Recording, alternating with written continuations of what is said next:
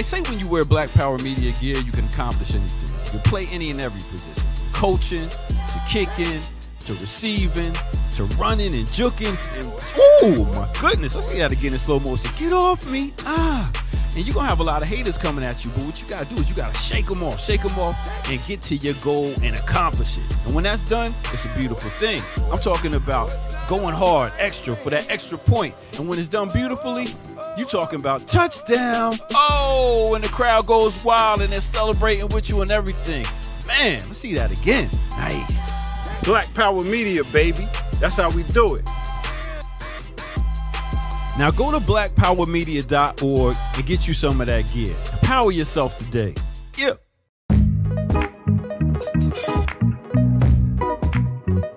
You are here on I Mix What I Like.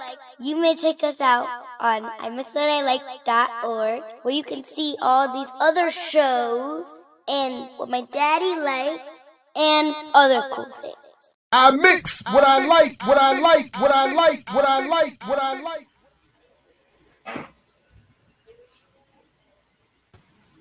Yeah. Back again. I Mix What I Like live. Black Power Media. I'm Jared Ball. Happy to be your host, joined by the full crew, and it will be growing throughout the show. So definitely stay tuned. Put the show on your socials. Hit that like button. Hit that subscribe button. It's going to be an incredibly lit and fire and hateful morning. What's up, fellas? Good morning. Oh man, all the pre-show discussion. Netfa Freeman's going to come through to talk about his new Black Agenda report article. Diallo's going to disagree. We're going to get into the World Cup and inequality. There's a whole bunch of stuff going on, but the very first thing, before even we get to Dr. Burroughs, who was joining us especially this morning to talk about his first review thoughts of Wakanda Forever. So spoiler alert. So if you need to come back in about 15 minutes, feel free. But just a heads up, spoiler alert. But before we get to that, just a couple things. I want to start off by saying very quickly, please do go to what exists already on the platform regarding Kevin Johnson.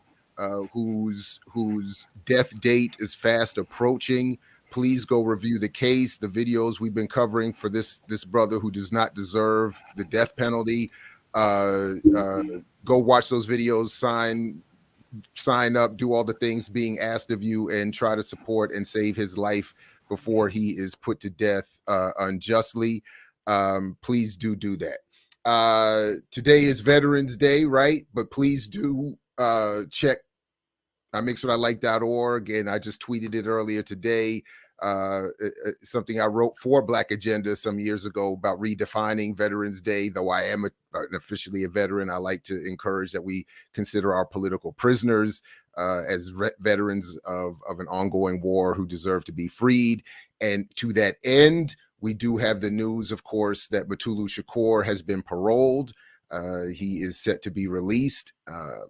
We'll come back and continue to cover it. I just would say very quickly, unfortunately, it is, of course, happening when he is at the end of his life. But nonetheless, that news has been reported. So we want to welcome him to whatever extent he gets what would be considered freedom outside of those walls. And we want to continue to work to free everyone else, from Leonard Peltier to Mumia, and on. So please continue to support all those who support political prisoners, not the least of which is this platform. All right, that was it for the preliminary. Dr. Burroughs, welcome to the program. Welcome everybody in the chat. I'm going to stay out the chat since I got beat up last week for my hostile use of the chat. So I'm going to chill on the chat. So come back later on to check for comments, questions, and be a little more polite to Brother Diallo and everyone else. But anyway, remember Diallo, they were saying, I admitted I was aggressively using the highlighting of comments to interrupt your argument. And I was doing it. So I'm admitting it. So, I just, anyway. I mean, guys, if leftists don't argue, if leftists don't argue, then what's the point, right? Leftists are here to argue, right? The right organizes, the left argues, right? Well, I prefer to look at it like like Nas said, the best are supposed to clash at the top. So, Yes. No, honestly, in all honesty, I've said this privately. I really enjoy I enjoy the disagreement. I appreciate it. I welcome it with Diallo and others. So within range, and I think we handle it well. Some people want to go a little bit, and some of them like to leave some wild comments too. But anyway. No, Dr. Ball is excellent at debate and accepting criticism. As a critic, I am not. I'm not to that stage yet, but I'm gonna get there. How you two brothers doing? How's it going? It's good to see you guys again. Doing well. Morning. All right. Good So look, I put on my Marvel Hawaiian shirt for you guys, right, to keep this up. So you said you were coming out the theater last night. And I was at the 3 o'clock. And then we'll have you on to discuss it. You were like, let me just come on in the morning because it's only worth 10 to 15 minutes. I was like, oh boy.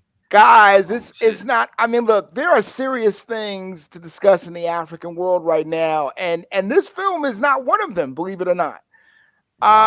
So let me get to it right away. Let me start by stealing something from Dr. Ball, by stealing something from our mix. All right. Dr. Ball said the following about Top Gun Maverick. He said, those of us who are committed to revolutionary change or radical change need to step up our game because they have organized something that is incredible, sensual in terms of the senses and all that, and the patriotism and the energy and the writing and the acting and all of that, right? So we are committed to revolution, need to step up our game because their game is stepped up. That's an indirect quote, right? But that's what he said about Top Gun Maverick. And by the way, I've seen Top Gun Maverick. I agree with him. I watched Top Gun Maverick for like a week. Right? I was like, this is the greatest hegemonic thing I've ever seen. Like hooray for heaven, hooray for hegemony, right? You know, I was singing Danger Zone. You know, I was myself, right? I'm not gonna lie, right? So that's what I believe this movie is, right? This movie is Wakanda is going to be forever, right? This is Disney film number 30. They've plotted the next 8, right? They've announced the next 8, right? There's going to be another 30. I don't think I'm going to watch another 30, but it's clear like none of this is going away. And by the way, in a hegemonic view, Disney turns 100 years old next year. The Walt Disney Company turns 100 years old next year. That's 100 years of programming. Okay? And if you think Mickey Mouse and all of that stuff, I mean, they've been around 100 years. So you know this Marvel stuff is going to be around for at least another 20, 30. We're going to deal with these films for the rest of our lives, right? The star of Miss Marvel, the young Pakistani woman who's the star of Miss Marvel, she saw the first Iron Man movie at 6. She wasn't even old enough to go to the movies. You see what I'm saying? So this thing is not going away. This thing is not going away. Now that I've said that, why is this movie only worth a 10, 15-minute conversation? Because it is not about the Black liberation struggle. It is not about Black politics. What it's about is, as well, I mean, let me do my little review. It's 54 words. It's just a couple of sentences. I'll read that and then I'll expand on it. I said it's drumsindeglobalvillage.com, by the way. Thank you, in my blog. Thank you. And by the way, I have extensive pre-movie comments about what I think about Black Panther that I've posted in my blog. Thank you, Dr. Ball. I'm glad to remember I have a blog sometimes because I write so much on Dr. Ball's website. I mix what I like. I try to go back and forth. But anyway, I said in the blog, it's a memorial interrupted by a war film. Whether this is an epic will depend on how it fades into Marvel film history. If it's not because of a lack of trying by writer-director Ryan Coogler and co-writer Joe Robert Cole. Marvel's extraordinary ability to acknowledge fans and critics simultaneously is quite remarkable.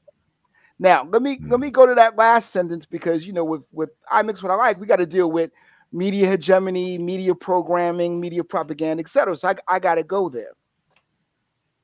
All right, I don't have to tell this audience that Marvel and Disney is extremely well organized. I don't have to tell that audience this, right? But let me give you this film in geek context that will also put it in hegemonic context. Let's answer the question. Let's ask and answer the question. How well is Marvel and Disney organized in terms of how their products affect and reflect human psychology? All right? This film comes out after a television show that Marvel did this year called She-Hulk. Now, She-Hulk was a kind of Ally McBeal kind of homage. It was very uneven as a show. And really, it took Daredevil in the last 2 episodes. Some of us might remember the Netflix Daredevil episode. Some of us might have liked it. I love the Netflix Daredevil show. It took Daredevil's appearances in the last 2 episodes to save She-Hulk from just being a disaster. I mean, I'm just going to be honest about it. As much as I enjoyed watching it. Now, She-Hulk had many themes. It focused on feminism. It focused on professional women. It focused on a lot of different things. But an undercurrent it had was the toxic masculinity expressed online that I'm now very sensitive to because I just finished reading the book Meme Wars, which is a very good book on how we got into this current situation and how there is no outsider white folks if they're Gentiles. There is no outsider white folks. They're all insiders and they're all playing the same game. It's just that some are more extreme than others. And Meme Wars is about how the extremists and how they got into the mainstream, right? But anyway, so there's all this toxic masculinity about Marvel has too many women, Marvel has too many minorities, but a particular focus on women, right? And I have no proof that the recast T'Challa movement is basically something more about whites using that as a wedge to again attack Marvel, calling the MCU the MCU, all of this kind of stuff, right? But She-Hulk actually found a way to address this by using it. So She-Hulk was about online male trolls and how they attack women, and so all of the sexist arguments that are being used online, they incorporated into the show. Not only for dramatic effect, but just to show the audience, look, we studied you. We know who you are. We know what you. In fact, we're gonna show you that we know you so well. We're gonna predict what you're gonna say about the show while the show runs, and put your symbolic content of your criticism in the show. So now, what you gonna do? I mean, that's psych ops on a whole nother level. And this is a comedy, Dr. Ball. I want you to think about that. It's a comedy, but they're showing their mastery, right? Now, I don't want to say, unless you want me to say, I'm wave my hand and maybe people can mute if they don't want to be spoiled. They do that in this film. No, they got yeah, I heard that. I'm sorry, they got the spoiler warning already. So okay. I'm sorry to cut you there. Go ahead. No. It's fine. Okay, so we're gonna deal with the spoiler warning thing now. Oh, now you, Diallo? Man, please. Okay. Diallo is for DC. This is for my DC community, right? Diallo is the new Chuck Brown. He don't give a fuck. Oh, I love it. There it is. Yes, I do. There it is. Go ahead, now, man. No, that's good. So I want you. Okay, well then we're gonna spoil it. First of all, that synopsis that went around the internet like 3 months ago or whatever, it is absolutely correct. Every single detail of that synopsis is what happens in the film. So if you read that synopsis, you already know what happens in the film. But I want you to check this, guys. And I talked about this with brother Ali McBride from African Echoes last night. We talked about the film because he saw it as well. When Nakia brings out T'Challa's son, right? And this is Marvel Disney saying, yeah, I know y'all was gonna get upset about no T'Challa, recast T'Challa, all over the web, recast T'Challa. Okay, we got you. Now check this out. We're gonna hit 2-3 stones simultaneously. So they bring out T'Challa's son in the mid credit sequence. There is no post credit sequence. Don't stay the whole 8 minutes. My audience was upset there was no post credit sequence, right? Because they've been programmed. So they were upset that there was no post credit sequence, right? But when they bring T'Challa's kid out in the mid credit sequence, and I choked up. I mean, I gotta admit, I choked up at the beginning of the film and I choked up at the end of the film. And they said, check this, Diallo, check this, Geechee. My Haitian name is Toussaint. I heard that. Oh, wow. Yeah, I heard it. That's what I was gonna ask about. I heard that. My Haitian name is Toussaint. But my Wakanda name is T'Challa, son of King T'Challa. Wow. Check and mate, Disney and Marvel. We recast. Wow. Now, let's get deeper. Let's get deeper.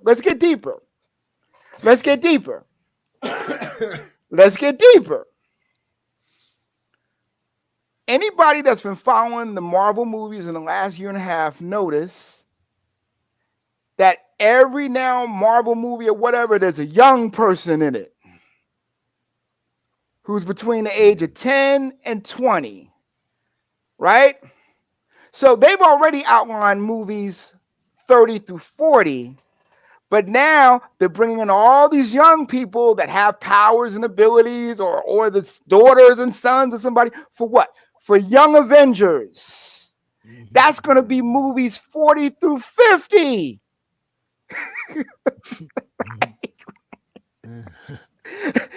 Do we understand these people are organized? Do we understand that? And not only are they organized, they know how to stop criticism by embracing the criticism, by getting the criticism. And I'll give you an example. I went to see this at 3:00 because I don't want to go see this movie with knuckleheads, right? But the problem with the 3:00 Thursday, which used to be the midnight Friday, you might remember that, where it was the midnight show, but that wasn't enough for capitalism, so they had to scale it all the way back to 3 p.m. Thursday, right? And why is it 3 p.m.? So that when the kids come out of school, they can run to the theater and see it, right? So I'm here trying to avoid knuckleheads, and we got some knuckleheads right up in the back, teenagers, women, by the way, right? And they're doing their thing, and they had to be shushed and all of this kind of stuff, right? But then when Act 3 happened, the knuckleheads went from going, what? Y'all killed Ramonda? What? And then our boy, remember, I'm sitting watching this in Newark. So when Killmonger shows up, everybody starts cheering. Yay! Right? Michael B. And then when Namor almost kills Shuri, the knucklehead was like, I want my money back. Fuck this. No. And I'm sitting here thinking, y'all came here to disrupt this thing because y'all was like, fuck this. But you're still invested. They got you. Even though you hate us, they got you. And they were the ones that were upset there was no post-credit. So the psychological aspect of this, there's going to be whole academic studies on how Marvel has done this, right? They have trained a generation of filmmakers to stay for the post-credit scenes of every movie now. Have you noticed that? Every superhero movie, every action movie, that's their training. That's their accomplishment. Everybody now waits for the post-credit. Go ahead. I was gonna say for me, it started with Ferris Bueller. That's the first post-credit scene I remember as a The kid. first post-credit scene I remember was the original pre-MCU Daredevil, where there was a post-credit sequence of Bullseye showing that he was okay. Yeah, but I'm and saying he would be back. yeah. Anyway, But yeah, no, but you're right. I mean, anyway. yeah. Ferris Bueller, I think, started all of that. Right. I just don't remember it. You know, it's when he comes in at the end of the credits and tells everybody, he's like, "Why are you still here? Go home." Right. Go home. And but okay, so okay, that's okay. So do they at least bring Killmonger back in some interesting, fascinating, uncomic book like way, or like is it remarkable in any way how they pull that off? They bring him back in a hateful, with a hateful way. I think you'll like it, Dr. Ball, because see, Shuri goes to the realm of the ancestors, and because she's a scientist and does not the African religious aspect into the realm of the ancestors, and who she meets Killmonger, and Killmonger says to her, "Okay, are you going to be noble, or are you going to get revenge for what's been happening? Are you going to fight, or are you going to be noble?" And so she comes back going, "Oh, I'm taking everybody out. I'm taking them all." And she, Todd, I think Disney is messing with your internet. She's about to take. Oh, really? I think, yeah. This is my mic. I think they are. This is my nice mic. Yeah, you. But I'll try to speak slower. Maybe that will work. But she's about to take Namor out because Namor is the only way she could even stand to fight with Namor.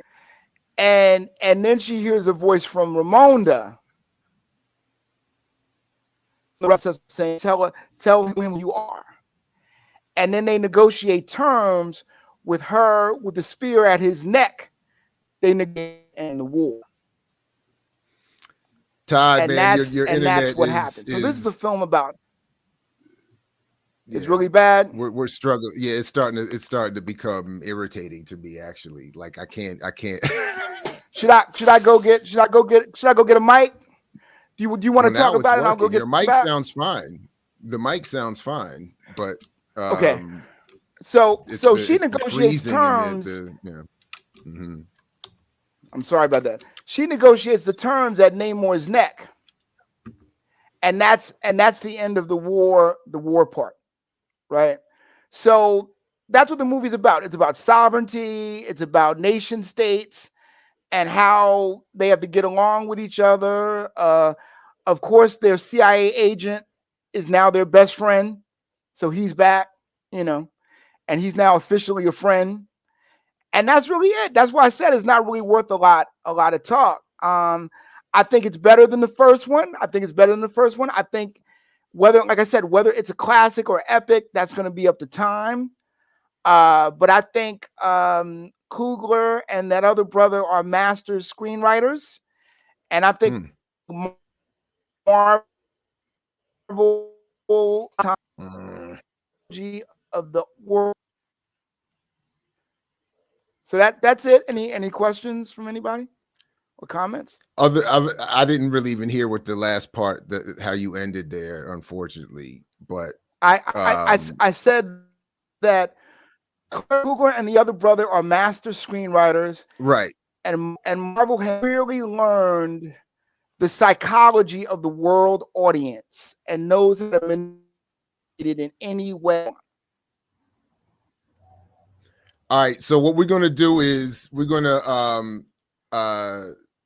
Todd, I appreciate you. We're gonna wrap there. We're gonna leave it there. I'm gonna see the film, and then I'm gonna ask you to come back and have a longer conversation, and we're gonna find you an Ethernet cord, and then we're gonna really. Yeah, go ahead. If it'll make it through, I just want to say one thing. I think you guys should be paying attention to Star Wars Andor. Star Wars Andor is about Malcolm X's comment that if you knew what a revolution was, you would stop saying you're in a revolution. Star Wars Andor is about the price of being in a revolution. And a challenge to Jackie Lukman, your host, if she's up to it and she's seen it, I would love for all of us to have a discussion about Star Wars Andor when it ends. That's what I want to say. All right, I haven't watched any of that, but the idea of a conversation with you and Jackie about it is, and in the context of Malcolm X, sounds good to me. So Geechee, if you up for it, we can. I don't know, but Diallo does look like he's asleep. But he might not be up for that. But we can. I'm definitely down. He's taking notes. I'm definitely down for that. All right, man. I appreciate you coming through, but I definitely want to see it and have the full conversation because, yeah. Anyway, but and then we'll add this Andor joint to the list too. So, Andor.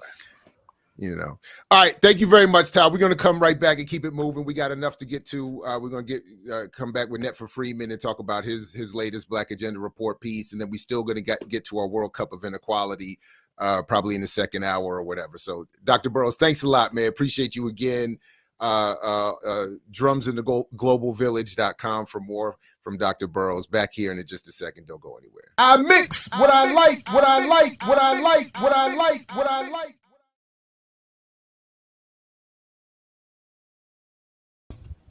All right, back again. I mix what I like right here at Black Power Media. Again, I'm Jared Ball, Geechee Yaw, Brother Diallo's joining us as well. And back to the program, Black Alliance for Peace, Pan-African Community Action, and columnist for Black Agenda Report, Netfa Freeman. What is good, my man? How you doing? I'm hanging in there. Oh, can you hear me? Yeah. Oh, okay. It's looking like that. I'm good. Peace. So you published this piece. I'm gonna pull it up here in a second. Revolutionary lens on U.S. elections, and I loved it. Thought it was great. Diallo disagrees, but let's start with what you are intending to say here. If you would give us a summary, and then we'll get into it a little bit here this morning. I want to also start off by saying this issue of Black Agenda Report, not just this, it's my own, if I do say so myself, but also other articles regarding the same issue are really good. And I think, I'll just lift up in particular Margaret Kimberly, who's always on point, and John Baraka. All of us are dealing with the elections. I think there might be a few, I haven't gotten to them all, the issue of Black Agenda Report. And I just would suggest people read it. So here, I guess my, and I didn't make it I didn't call out names in the thing, but I was trying to address those who, or the effect of those who were positing themselves or positioning themselves as Pan-Africanists, as revolutionaries, who were saying that we have the Black people in the U.S., those who are eligible to vote, have a responsibility to vote in a way that staves off the impending fascism of this Republican Party and the Trump-like element in this country, and would even go as far as to say save democracy. That Black people should be, that's our responsibility, that we're the ones that as a population here positioned to best do that, and that it's in our interest to do it because anything else. And so that was what the intention was, to address that. My position and what I was hoping to outline here is that we should not be doing that. That's not in our interest. That the fear that they are expressing, or the dire situation they're expressing in terms of it being, a crisis situation in that sense, I agree with this, a crisis being a crisis situation, and that we are in this country and really the world, because the United States is the leading imperialist power, is in a race to the bottom. And it doesn't matter which party, both parties are involved and engaged in policy making and leadership of white supremacy, capitalism, and patriarchy, that will take us there, and that we actually have the opposite obligation, that we must depose the parties. That both, particularly Democrats, because I think they are more of wolf in sheep's clothing, or fox versus the wolf, as Malcolm put it. And in this situation, we got to be about that. We got to get and be about this business now. And to depose the parties means that those of us who are revolutionary and particularly Pan-African or just Black radical tradition have to be building organization and political education that gets our people, prepares us, and to help understand that these are enemy parties, and we can't vote for them at the same time and also prepare our people for that. We have to be on a campaign that actually creates a formidable challenge, something that's in the society that's garnering the type of survival and self-defense mechanisms that we need to defend ourselves against the onslaught of this neoliberal, militarized, monster. And that whatever that force is needs to emerge and engage in the electoral process as a strategy to be the alternative, that, so to speak. So we can't, so people aren't left with there's no alternative, and that we're only trying to sort of beat back or stave off or the threat, because it's not going to stop, and it was certainly not stopped by going back and making sure that the Democrats are in power, and then then the Republicans will come in. It won't stop that way. So we have to actually incorporate into our movement strategy an electoral process that deposes them. That's kind of what I was trying to say. Right on. Geechee, did you want to jump in, say anything? And then I know obviously Diallo, Yeah, go ahead. So I mean, I had a couple questions, but I'll just start with two. So I've heard a lot of people, I guess general people will say that we're exercising our political power by voting, which is ironically funny. And then I would like to hear your thoughts of what political power is. And then also, as you use Malcolm's picture and quote at the beginning, what would you say has been, I guess, a updated of this whole concept of his concept of ballot or the bullet, and how he used to speak to, the bullet was similar to registering people to vote and stuff like that. So your updates on that, or evidence of things that's been true or false, and then political power. What does that look like? Mm-hmm. Oh, so you want the other one first before? However you want to answer. So one first, to be clear, is that people that do this kind of journalism stuff, we know we don't choose the images and stuff to go on. Not that I wouldn't have chose the image, but it was chosen. But so power, and then we in Paco actually think it's important to actually precisely define some of these things like power, political power, and we see it as the ability to, and I'm going to try to make sure I have this, but generally the ability to determine and act and implement an idea, a program, or policy, and the capacity to protect the outcome. That's power. And it must include all of these things, particularly the capacity to protect the outcome and implementation. So a lot of times people confuse influence with power, and they confuse, pushing or either forcing or appealing to politicians to implement something for them, and they think that's power. But we believe that that's not power, that's influence, and influence is not necessarily a bad thing and could be strategically advantageous or maybe the only thing at a particular time, but we don't want to confuse that with power, and ultimately, if we know we need power, that we got to be clear on that.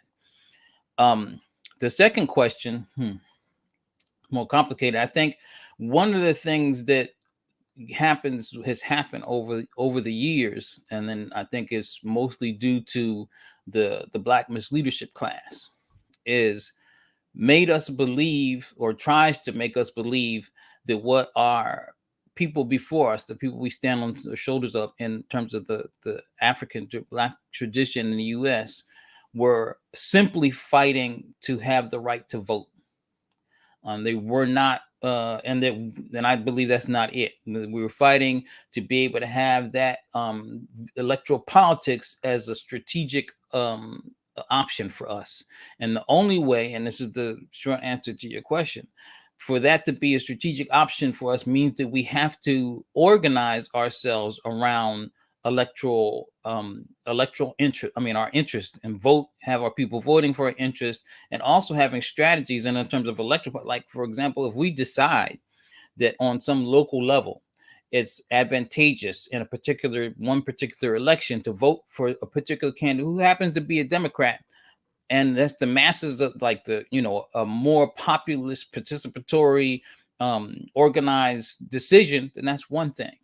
But when we are just kind of just going through robotically into the polling booth, and we pull a lever for a person just because out of fear, basically some people voting out of fear, the horrible white man's party, which is both of them are pretty horrible, really. But if we're only doing that and we're not connected with each other, we don't have we're not politically involved in any kind of political collective political discourse and informing of each other, then that's not really doing anything. And it can only result in the continuation of the status quo. So the update of the ballot or the bullet means that we have to be able to, this is the update to it, we have to be able to organize ourselves in such a way that we can actually physically defend ourselves against some of these really I don't know, I guess some people call them neo-fascists. I could accept that as a definition of some of these people that like represent the Republican Party element, grassroots, whatever you call it, populist element or constituency. Defend ourselves physically, but also be able to incorporate and then exercising democracy, not just by voting, but actually coming and having people's assemblies and community councils and caucuses that are a structural part of people's assemblies as a structure, not some gathering big meeting, but as a structure that's a popular structure that makes binding decisions on a community-based level, and even connecting our various communities, and then also being able to determine or forge an electoral strategy at the ballot box through that process.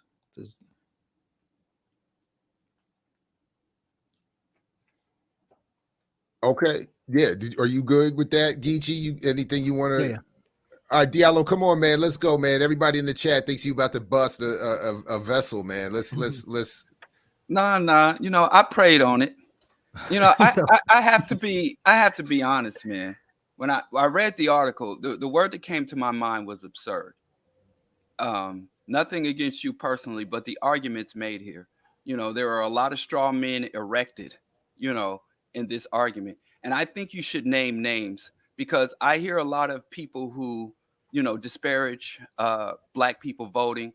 And they say that there are people out here making claims about voting, these magical, mystical claims about what the voting will do or what will happen to us if we don't vote.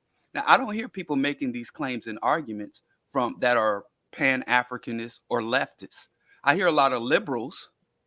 And then, if I'm a Pan-African, a pseudo Pan-African who advocates that you vote, and then you put me in the box with the liberals, you got to name the names so that we can say, oh yeah, this person did tell me that I have to vote to save democracy, or voting will bring us about liberation, or voting, we can vote out the oligarchy. You have to name the names, because you're arguing against these Pan-Africanists or these leftists that are supporting neoliberal Democrats, or arguing that Black people should vote to save democracy.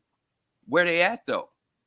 Because, if I erect some absurdist figurine of a Pan-Africanist that I don't name, and then I start saying, oh, they say this and they want that and they advocate that, where does it come from?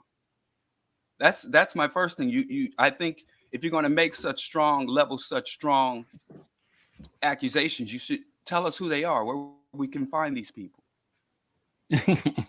So yeah, I'll do that. I mean, I don't know if that is the way you put it and the reason why I make it absurd, but I mean, I thought it was probably just not. I don't know. I wasn't sure whether I should do it. I was particularly referring to some of the stuff that I've heard Dr. Greg Carr talk about. And he says he's a Pan-African. I've heard him say it in on the radio show with Nkechi Taifa, though we're come from Pan-Africanist perspective and revolutionary perspective, Ron Daniels, and they had a whole forum on it, and it's linked in the article. Actually, I mean, it's hyperlinked, and I referred to the thing without, maybe I didn't name names, but I said people making these arguments, and it's linked to. They had just had a whole forum on the day of.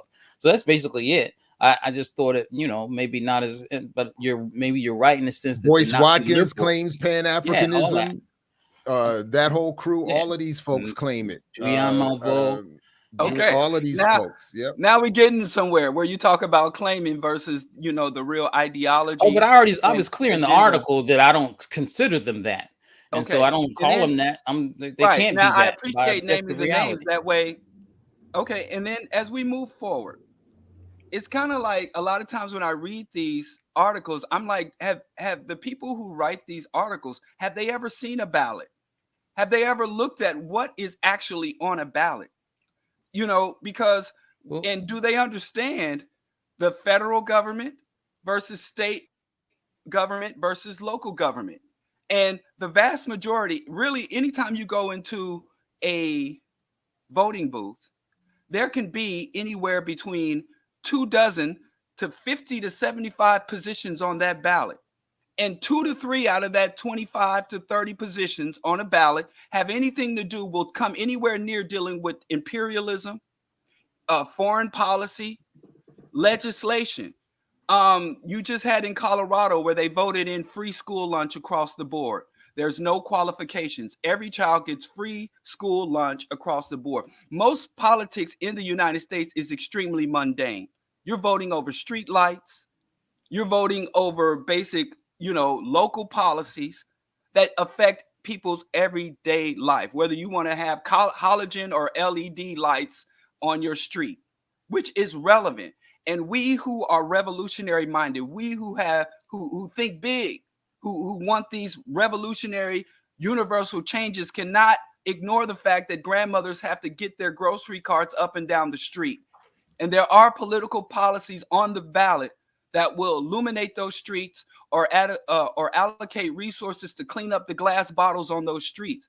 And when we, as the high-minded revolutionaries, say, oh, that's beneath us because we're going to overthrow the oligarchy or we're going to end U.S. imperialism, when we're going to end U.S. imperialism and we forget about illuminating the streets and clearing the glass, or we think that anybody that cares enough about those smaller things, when we forget about that, I think that's what renders us pseudo-revolutionaries or pseudo. But Diallo, I think this is I think Netfa, forgive me for real quick, Netfa, just real quick, because I want to clarify something, because I hear Diallo, you're raising something that Netfa isn't talking about in his article. Yeah, he's talking about it because no, Diallo, hold on a second.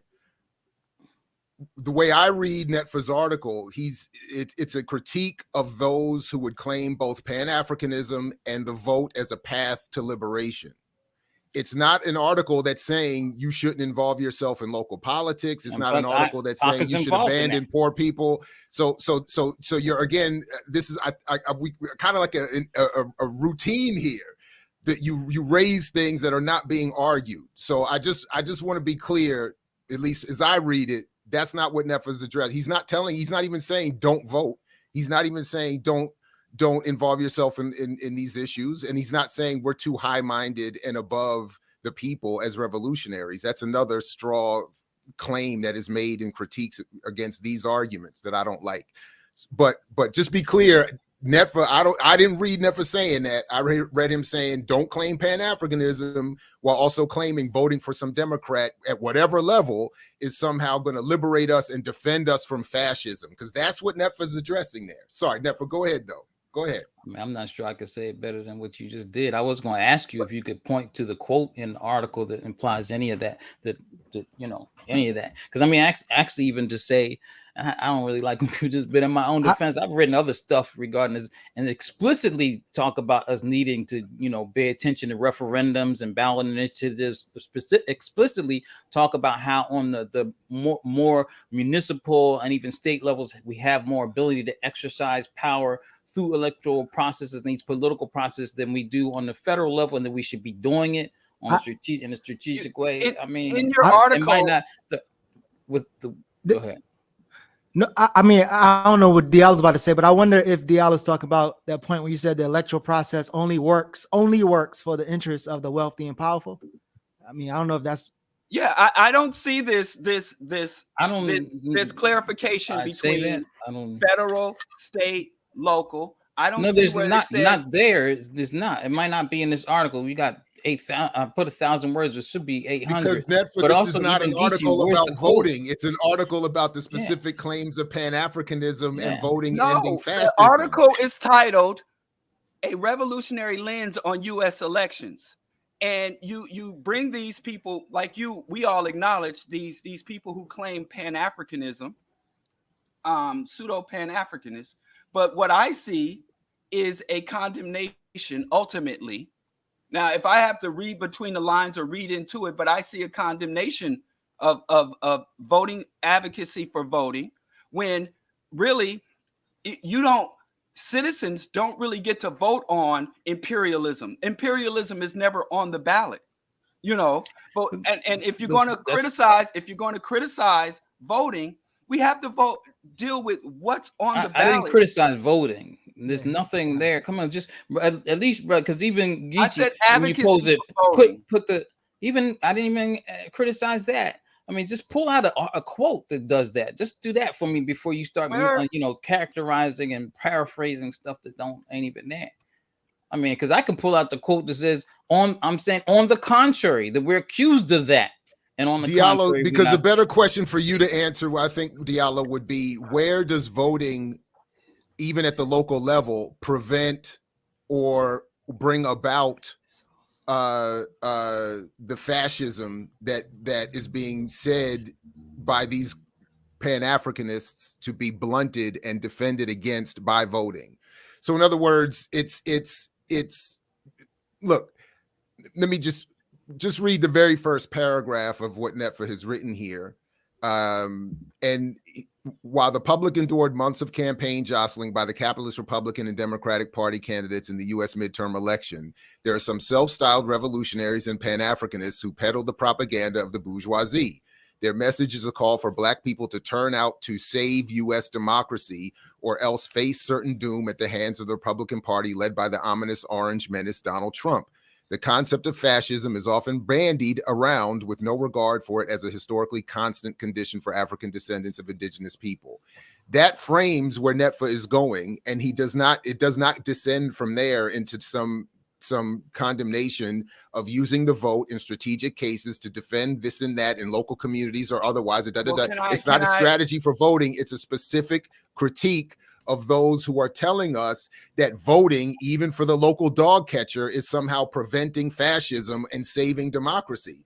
So the school lunches that you point to, the specific minutia that people like Greg Carr in our debate point to, is irrelevant when it comes to addressing the bigger concerns or even the issues that create those minor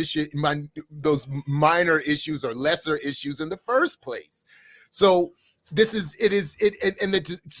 again, I just feel like you're not addressing what Netfa is actually saying, and you're turning this into something that is not on the table. I think the cornerstone of the argument is where the brother states revolutionary Pan-Africanism is clear that the U.S. government, not the federal government, not any particular branch, the U.S. government does not represent the interest of the majority of the country's citizens, but instead is ruled by the rich and powerful.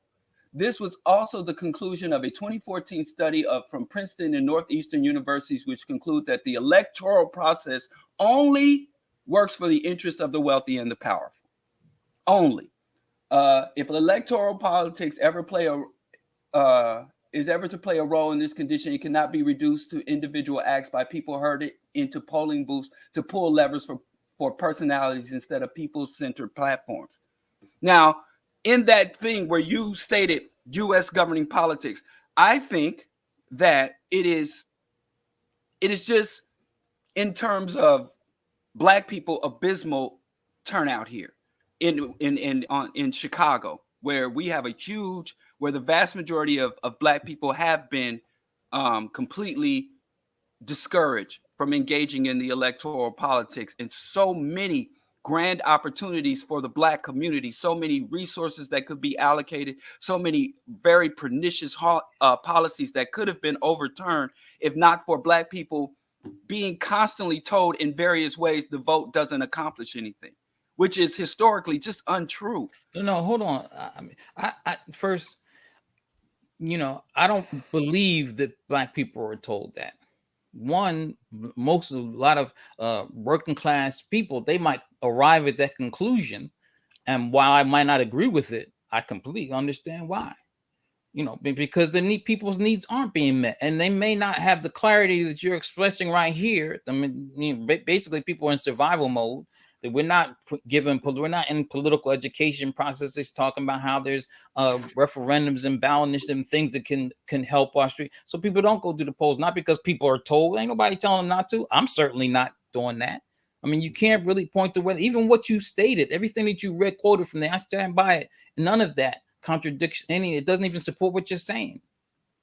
But Diallo, I would also encourage you to read the actual study that that Netfa I read cites the 2014. I'm okay, familiar with that study. Okay, I've argued so for the longest time. I'm not denying that the United States is an oligarchy. Diallo, I'm not denying that the US, but you're interrupting me, and I is haven't an even made my empire. point. Diallo, you got to listen, because that's not why I'm bringing it up. The point, if you read the study does not base its analysis on voter turnout. It bases its analysis on the structure of the electoral system, that even regardless of the mass amount of voter support for a particular issue, does not get passed through that process by the very structure that affords inordinate amount of power to the ruling elite through particularly through the Senate, and not having to, which protects the elite from having to pass what's even passed in the House by a majority, so on and so on and so on. So it's not this issue of saying this very right-wing white conservative analysis that the liberals have picked up and run with, and primarily to defend their poor delivery of promises and candidates, which says that Black people refuse to turn out and therefore ruin the party. That's the mythology that you're promoting, that Black people, were they to turn out and actually vote, would get things that they deserve and would change the world, is part of the mythology that report, I think, clearly challenges. So this is not about voter turnout. So for instance, if everybody had turned out, hold on, Diallo, damn, man. If everybody turned, hold on, Diallo, seriously, I have not interrupted you at all today. So let me finish. If everybody had turned out in the election I myself participated in the other day in my local community, all that would have been on the table are the smallest of things that don't benefit or ultimately change the material conditions of the community. So it would have been more people voting for the same handful of candidates with the same prescripted handful of topics, et cetera, and so forth. The last point is, whenever I talk to, and here I won't name names because I think the reason will be obvious. Whenever I've spoken to local Democratic Party candidates who do actually, I think, believe in revolutionary politics, the first thing that they point to is not the low turnout of their constituents. They point to the structure of the Democratic Party that ends up disturbing and interrupting their efforts to use that structure to actually make real change beyond stoplights and trash and school lunches. But again, that is not the argument that Netfa is making here. So I just want to end my comment here by saying Netfa is not arguing that. He's arguing that the claim being made by faux radicals that voting for Democrats is somehow saving democracy and stopping fascism is fraudulent, in my word. Well, my point that I'm trying to state here is that we of the high-minded community, we conscious, we revolutionary, we scholars, voting is a relatively mundane thing. It's like the lowest level of civic engagement, the lowest level of civic life. It is very low. And I think we elevate, we are the ones who inflate what voting is and what voting means. And I think we join with the liberals and the reactionaries in making voting every 2 years, every November, every first Tuesday in November, we jump in here and start injecting all this high-minded rhetoric into something that is relatively mundane. And I know imperialism, capitalism, reparations, everything Black people in terms of major policies or major progress for Black people in the United States, it has never been on the ballot. Whether, we didn't get to vote about abolition, we didn't get to vote about the repeal of Jim Crow. Those things are won fighting in the streets. So I think the better strategy, my approach to the Black community and to African people is to say, hey, just to talk about what the vote is, instead of coming to, when you're dealing with the vote and dealing with the election cycles in people and the impact on people's lives, when we start to bring in, imperialism, we know the average person, even the non-political, knows this is an imperialist state. They know it's unfair. They know the white people have an inordinate control and the rich people have an even greater inordinate level of power in this system. All of that is beyond voting. So I think if we would stop acting like the Democrats say and the Republicans say every election cycle, this election is the death of democracy or the birth of democracy. This election is about your life. You're going to die. Fear-mongering. So I think if we as revolutionary people who want to organize our people would stop participating in this apocalyptic election cycle rhetoric and just bring it back down to earth and say, listen, there are some policies, there are some judges we need to oust, there are some policies we need to advance, there are some politicians who are unworthy of our support, there are politicians who are worthy of our support, there are even some third-party candidates that are strong. If we I think that will increase not just voter engagement or Black people utilizing this tool more strategically, but I think when we talk the same apocalyptic rhetoric, and start talking about imperialism and all this stuff that's not on the ballot, reparations, vying, voting, no tangibles, and all this rhetoric, when really the vast majority of items on the ballot, I just went and voted a couple of days ago, and it was some mundane shit. It wasn't that exciting. I wasn't saving democracy, nor was I engaged in anything beyond trying to make my local community more navigable as I come back into the community to advocate and organize for true revolution. Okay, Netfa, I'm gonna let you have the last word on this. I just want to say that Diallo, if you did the same thing you advocate that others do from the left, I think it would be much more helpful, because Netfa's not doing what you're arguing, and you're accusing him of engaging in apocalyptic rhetoric, which he's not doing.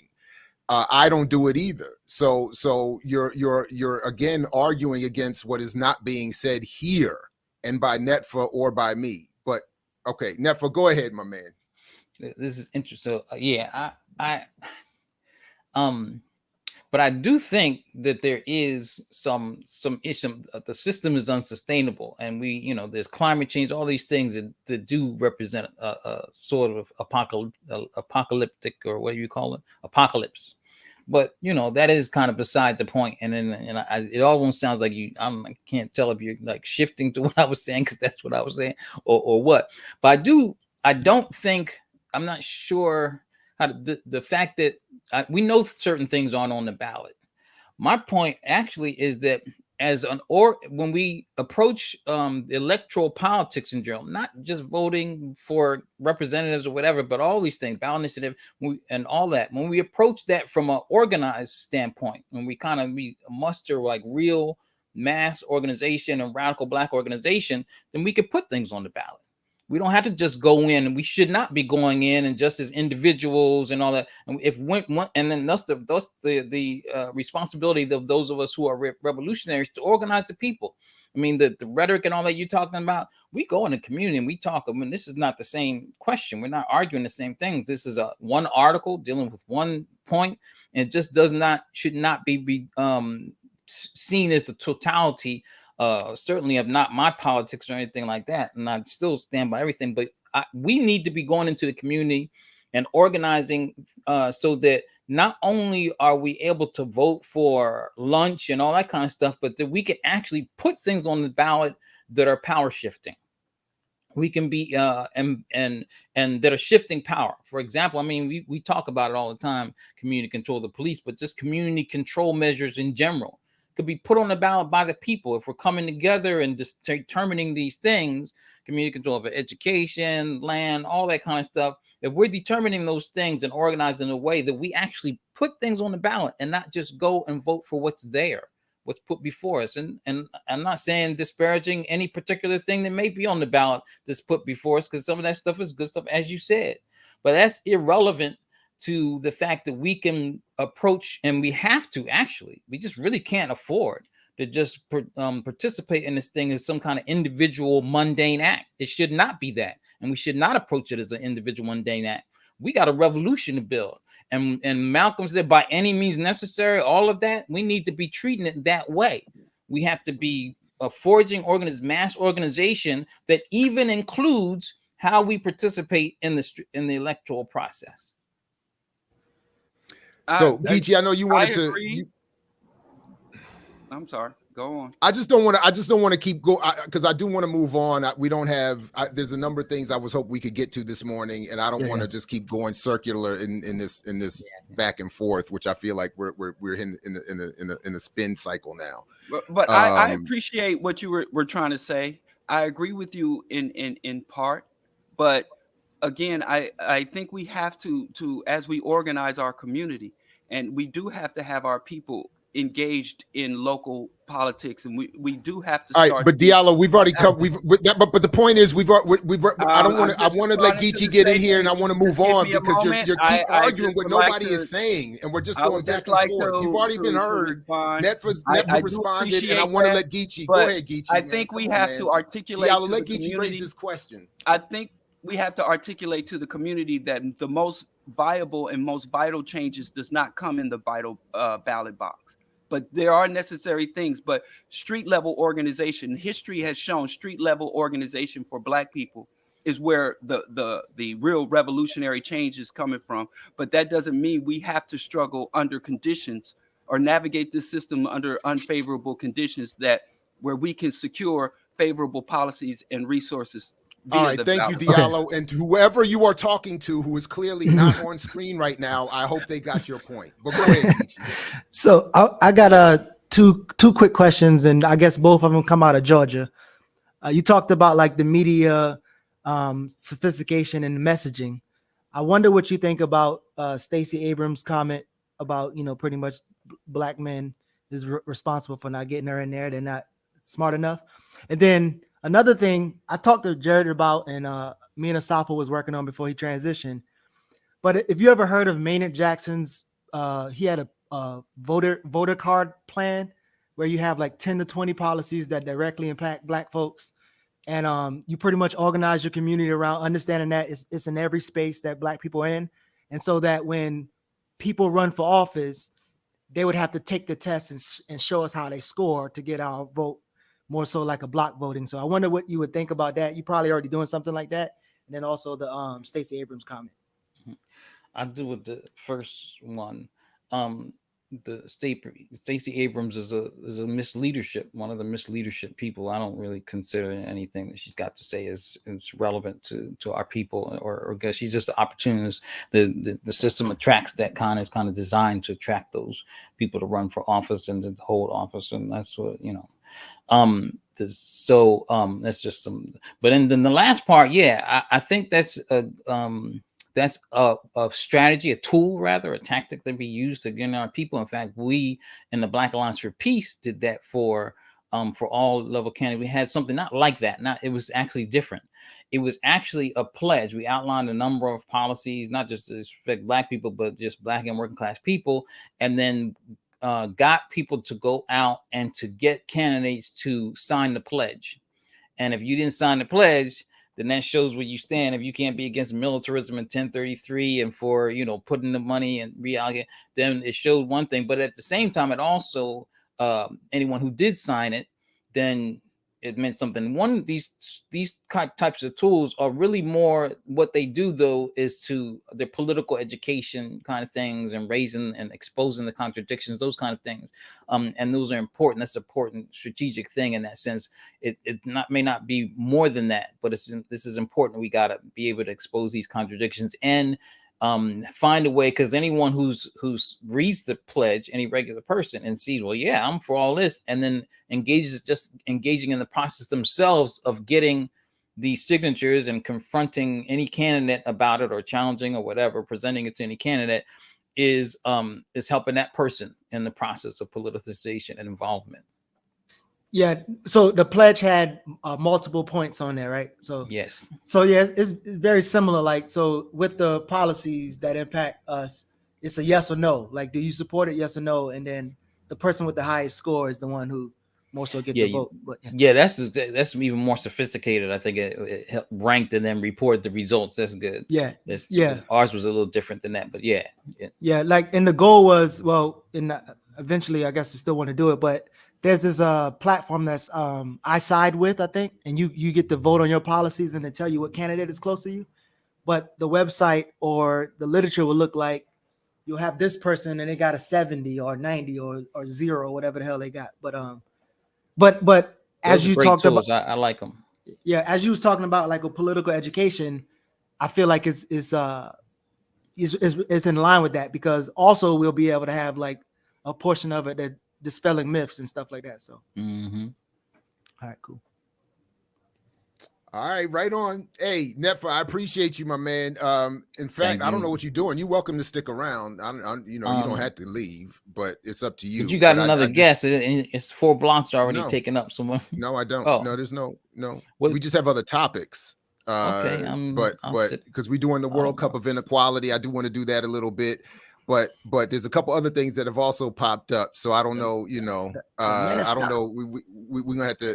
So let's take a quick break and come back. And Netfa, if you still here, we're grateful. And if not, peace. We'll catch you next time. I mix what I like, what I like, what I like, what I like, what I like.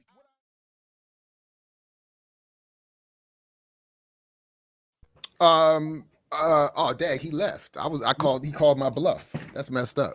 Anyway, back here on the Mix What I Like, there's a number of good, you came back. Good. So thank you for the super chat. Word from the point.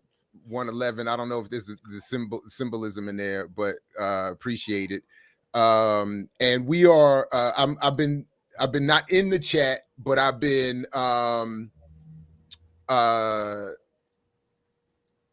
highlighting some comments. So before we get out of here, I would like to come back to them at some point. But so we are going to do the football, because I found a way to do it in a way that's somewhat quick. But so look. So let me just look at my notes here real quick. At some point, I want to come back, and we have to have please, if you are at all interested or able, please go do the HBCU project I have still running at imixwhatilike.org, because I just had a series of conversations this week that have taken my own experience to another level of surreality. Is that even a word? To another level of the surreal. It is now. I honestly don't even know where to go with this. So I'm just going to, for now, invite people to participate in the project to help, get your perspectives and whatnot. And I'm going to have to figure out a way to come back with that when we have a little more time and I can kind of get my head wrapped around what's going on here. But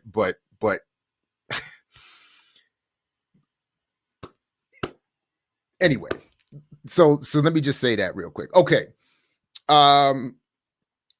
Also, very quickly, I am petty enough to say I told you so, and we are in the middle of another massive crypto collapse. I hope people are paying attention to the fact that the number one exchange bought the number two exchange. So as people like me kept saying, you all keep talking about decentralization and all this other nonsense, and it's the most centralized space ever. And on platform number one bought platform number two as it's collapsing. So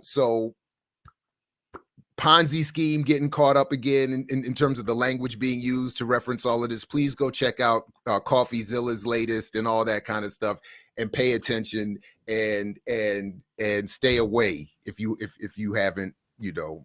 Go ahead. Go ahead. There's a growing faction amongst the crypto community asking for government intervention. Yeah. Government oversight. Yeah, I bet they are. So that's right. Yeah, without any level of self-awareness. That's right. They're saying the government needs to step in here because there's so much fraud. So, you know, crypto will really be free once it's regulated by the government and the investigative bodies. So another quick piece, it's something that we'll come back to maybe and have fun with later on. I don't know if you all end up ever watching this, but I do watch the series The Crown, which is back on Netflix. And I have always enjoyed watching the white folks explain their leadership and their monarchy and why they get to rule.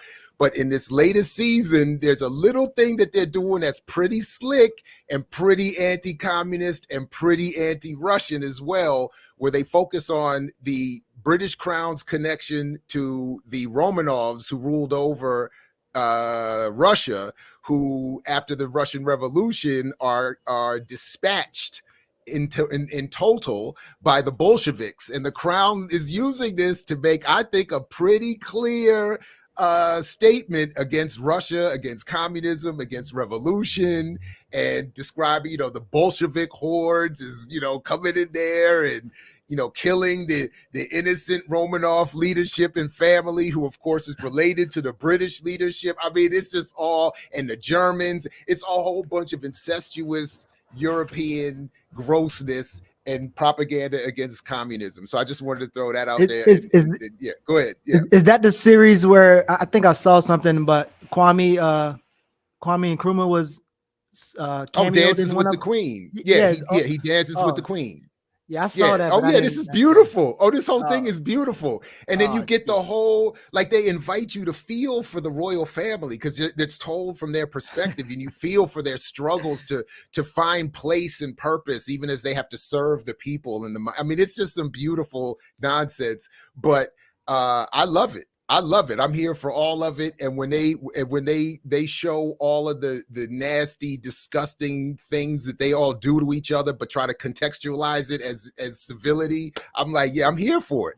And so, and to my Vernon philosophy, with a few exceptions, some brutal ones in this season in particular, and the one you mentioned, Geechee, there's not a lot of Black people in it. So I'm good with that. I don't need Black people to pop up and play the diversity thing and get abused and all that kind of stuff. So I like it all white on white, just white on white. I love that. And but it's all madness and nonsense. And now they're focused on Diana and all of that. It's all. We about to get took out there. You sound like me when I talk about that Dateline TV special. I was like, that's my white on white crime show. That's it. Hey, we about to get clipped off the air, man. Y'all talking about white on white violence and shit, man. It's gone. Well, let's flip the exact 180 on that and talk about real quick the Farrakhan video. Farrakhan came out and spoke in defense of Kanye and Kyrie, and I'll just say this, listen, what I wrote here is that he must be saving his actual analysis for the mosque because none of it was in the video. All we got in the video is the same routine, I think not helpful, propping up of the celebrity, the attack on Jews. I mean, and I think the incessant focus on Jews is done in such a conservative way that protects against an actual analysis of what's going on here, why Jews are in certain positions, all the stuff I've talked about at length in other videos. Don't need to repeat here. And it just, and then of course he started off by saying that Elijah Muhammad is on the wheel. So I was already like, I can't, so I mean, Diallo, I know you got, your commentary is a little more harsh than mine, but I was just like, it was hard to, it was not. I actually just have a question, because you're right. What's left to be said about the con man? But what I did notice, what stood out to me was that he's back in a bow tie. Farrakhan, when he was wearing a bow tie in that video. Yeah, I know, but when did he not wear a bow tie? I missed that part. Go back. He didn't. Like after he got older, I didn't think he started wearing bow ties. Oh, Farrakhan switched to the necktie when he started getting them Scientology checks. Go back and look. See, y'all be missing the deep symbology. See, y'all not on that reptilian consciousness. He switched to the neckties when them Scientology checks was coming through, when he could afford more fabric. And now I'm wondering, now that he's back in the bow tie, is he cutting ties with Scientology? Because this is relatively new. If you go back and just Google image Farrakhan 2020 or 2019, yeah, he's back in the bow tie. So I think he might be coming back to the Farrakhan we all were very fond of, that the Farrakhan that got sampled in them Public Enemy songs. I think we might be back to that because the bow tie is back. He almost hit the line. He almost hit the line at one point where he said, we've been robbed of our name, robbed of our culture, and many of us have been even lost our mind. He almost hit it. He almost hit it. Look, the sermon, I admit this. Look, he can preach, and I'm a sucker. As an atheist and really not even an atheist, like an anti-religionist, I am a sucker for a good sermon. I'm a sucker for the halftime speech. I'm a sucker for all of that. I have to always be very careful because I will start walking off into the whatever, into grace or whatever with all the good preaching. I am a sucker for it. So when he got into that, it brought me back to that a little bit. But then he starts saying things like the wheel. He starts going at the ADL again, which is very predictable, as I did predict. And then I think, but the worst thing, and I'm sorry, Netfa, go ahead, but the worst thing he did was, I think he said, when he went into the whole thing about how Shaquille O'Neal should open up his Philadelphia movie theater to that film that Kyrie was referencing. And the only thing I thought was, but Minister Farrakhan, did you call out Shaquille for refusing to play the documentary in defense of Mumia as he did? Like, you're telling him to play this, but I missed the part where you were telling him to open the theater up to play that Mumia joint. So like, this is the kind of thing that I always find frustrating. My critique, if at all, is not about necessarily the defense of Jews. It's the attack on Black radical analysis that I find. Anyway, sorry, go ahead, Netfa. I think you were trying to jump in. I'll go at the next. No, it was just a question about that quote. Wasn't that a Malcolm quote? We've been robbed of our language, our culture. Yeah, but I think the audio that PE and them were sampling was a Farrakhan speech. Oh, I thought you meant Farrakhan was saying that. Okay, never mind. I'm confused. Oh no, but he started in this most recent video. He started to almost hit that very same line. He's coming again. back. The bow tie Farrakhan is, man. Listen, I can't believe y'all missed that. Y'all got to pay attention to the neck wear. That's what tells you. I only saw I saw a couple of ties. Then I did notice the bow ties were gone, but the bow ties were gone. Back when he was endorsing Obama. Back when he was endorsing Obama. Back when he was playing patty cake with Alex Jones. Back when he was cashing Scientology checks and getting Leon checks. That was all necktie Farrakhan. I ride with the bow tie Farrakhan. After a conversation last night, and almost what Jared said, I'm thinking we need to start using Vernon philosophy for people like that, because I be hearing people expecting Farrakhan to say some shit that he ain't never said ever, ever. Yeah, here's the thing.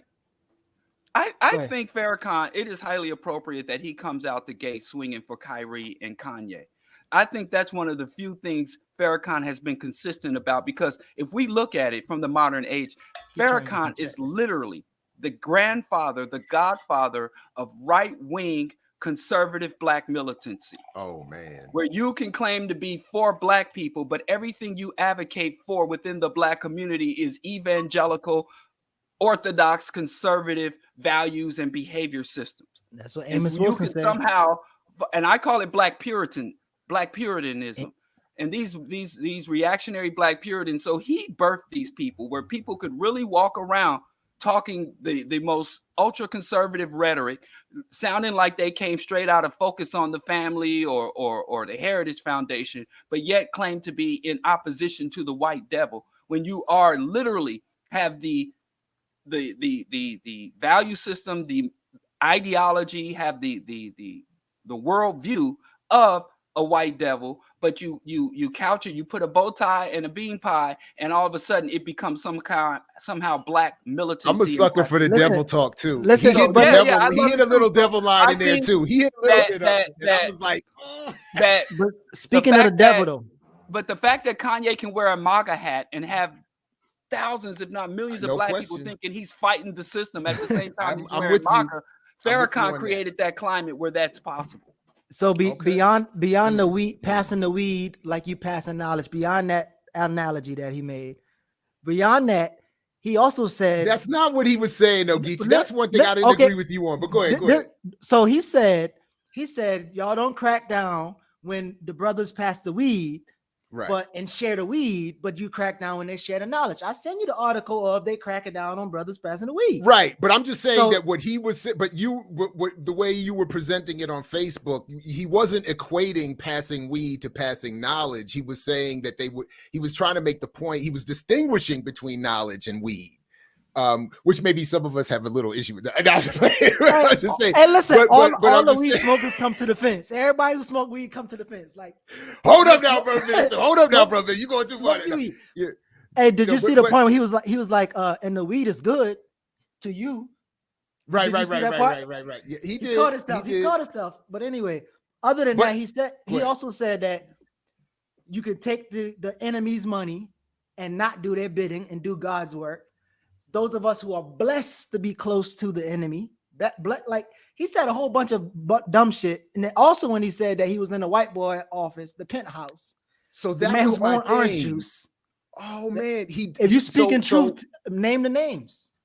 But it's not that though. It's that from yes, maybe. But I get that point. But for me, it was a reminder that there's no class analysis in what he's saying. So when he's condemning the Jews who were involved in slavery, and Eric Williams was right. Everybody who was in business in Europe at that time was in the business of slavery.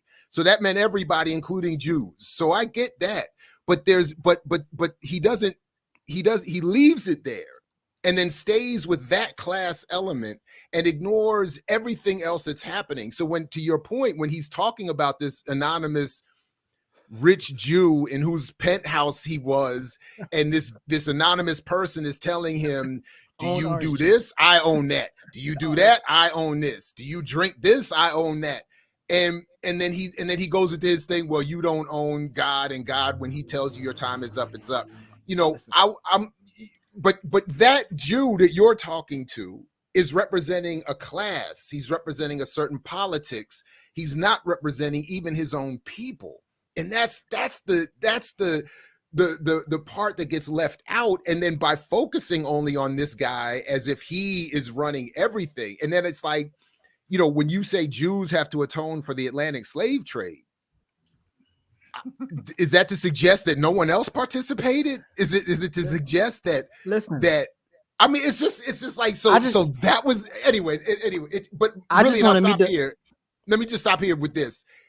It's the same formula that doesn't advance our analysis and our understanding, and we don't move forward. That's my biggest concern, and I'm done. Go ahead. I just want to meet the bucker who owns orange juice. That's all I want. I want to know who this guy is that owns orange juice. And apart from that, how do you think Farrakhan, which is public, how do you think he got his $5 million? Doing what? Where'd it come from? Leadership. It says leadership and music. We know he don't got no damn. Well, he is talented because he is a talented musician. There's no question. But it comes from leadership. So this video is an Some audition. came from Libya. From Muammar Gaddafi. And now he don't have to pay it back. Yeah, that's fucked up. Oh damn. And the other oil oligarchs. But this video is an audition. He's auditioning to be their representative and speak for them, and they're gonna slide him some money. So just like what Claude Anderson was saying in that video with Charlamagne, he's like, I want to work with the celebrities. I want to work with Ice Cube. Someone work with me. They're gonna get their coins. That's how they get paid. So that's an audition. That whole clip is an audition. And Farrakhan, I don't know if anybody remembers that movie Bulwark. Yes.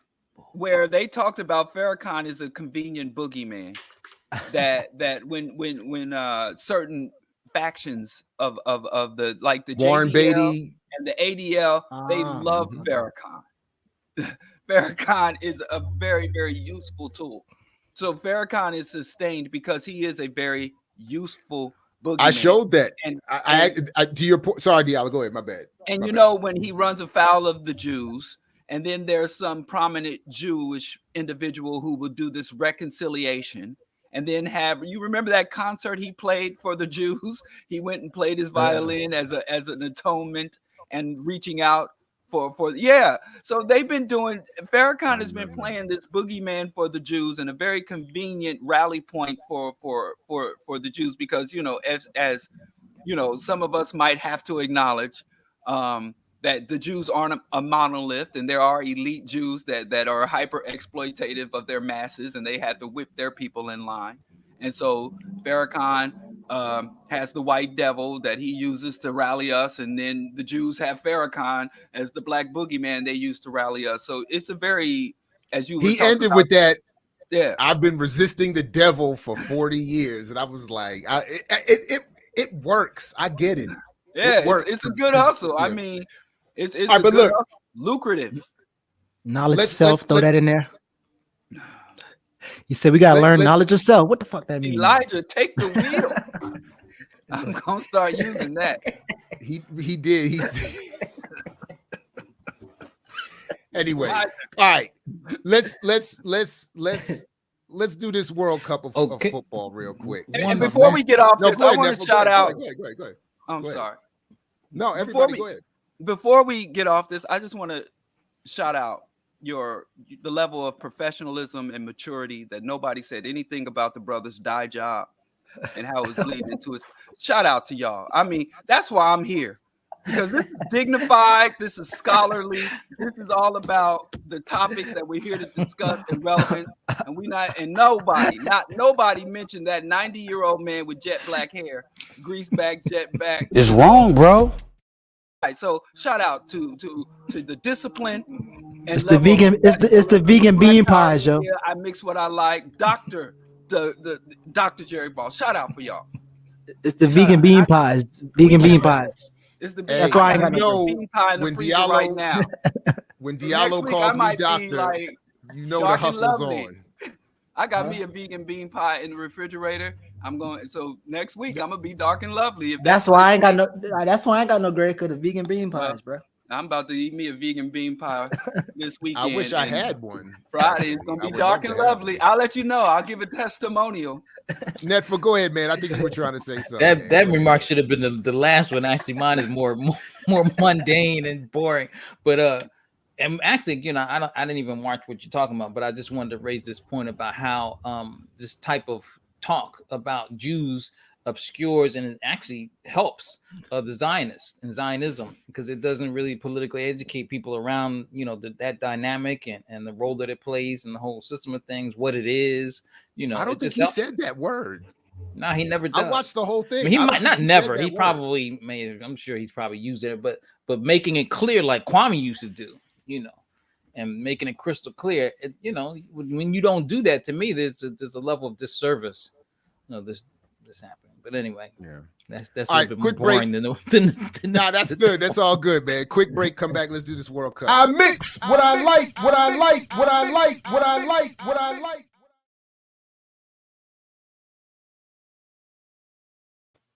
All right, everybody. So the contradiction for me is real. I won't front. I'm a big fan of the sport. I get excited for these competitions. But as we did when we interviewed the woman from Qatar a couple months ago about her views on what was happening with the World Cup, I did want to look into it a little bit with some depth and some politics and some fun, of course. So we got the schedule for this month's World Cup, which is starting in just a few days, a week or so.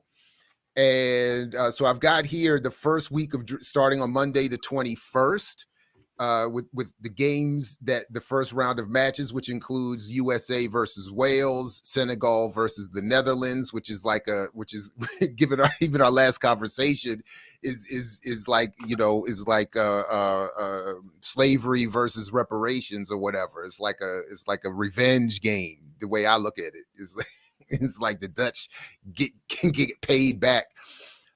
England, Iran, and Qatar and Ecuador. So what I had just started to do was, and then, you know, I'll let you all go where you would like to go. I just started to do a very simple thing of going to the World Inequality database and I was thinking, you know, what if these games were played based on these metrics, so to speak? So not perfect as a way to do it, but I just wanted to look at the top 1% of wealth as you know, as documented by the World Inequality database. By the way, real quick, I did check their methodology, and it's pretty strong. And what I loved about it was they make the point specifically, as I keep trying to argue in my limited work, you cannot use gross domestic product as a determinant for the condition of people within the country. GDP does not get to the distribution of the wealth created. It's really just a measurement of the wealth created and really an indicator of how much the elite get. So here in the United States, who is opening up against Wales, you have a situation where, actually, I just want to show where the top 1% of the wealth is in this country. 34.9% of the wealth of this country is held by the top 1%. And when you compare it to the bottom 50% here in the United States, the bottom 50% in terms of wealth in this country are said to share 1.5% of that wealth. So we get an idea of just how unequal the situation is here, where again, it's 1.5 to 34.9. And then Wales being in the UK, you have to use the UK measurement here.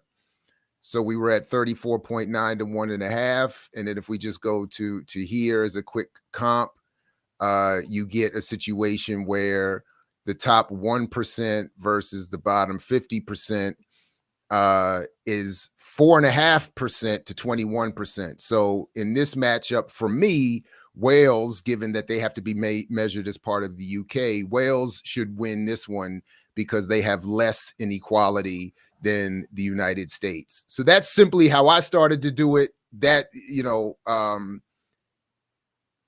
wait a minute. Was I not sharing my screen that whole time? Oh, I wasn't? I saw it. I saw No, not, yeah. Oh, this just last time you weren't. I didn't see anything.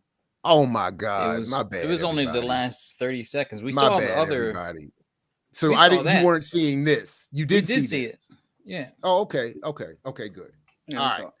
So that's it. That was my quickest way of doing it, and we can go through as many of these as you all want. We could talk about it in any way that you all want. By the way, for me, time-wise, 10 o'clock is not a hard stop, although 11 or 10:45 is. So Netfa, if you got a time issue, you can, if you want to jump in and say anything or raise any questions, or, you know, feel free. Anybody else want to jump in there? You know, as I was reviewing the data, something kind of struck me in terms of when they broke down within the Western world, where they talked about the bottom half of the country where they divided, you know, carbon emissions, because, you know, I'm very big on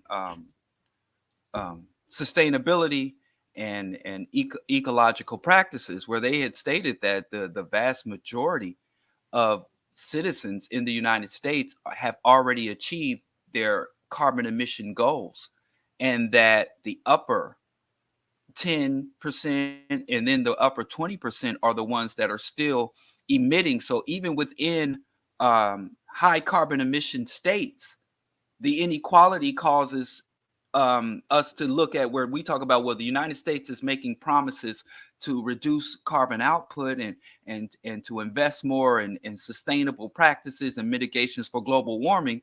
And most even citizens within the high carbon emission world are not benefiting from the pollution, because it's all about profit, and the planet's being destroyed for profit and for increased quality of life in the first world. And most of the people in the first world aren't even benefiting from the destruction of the world's ecosystems, you know.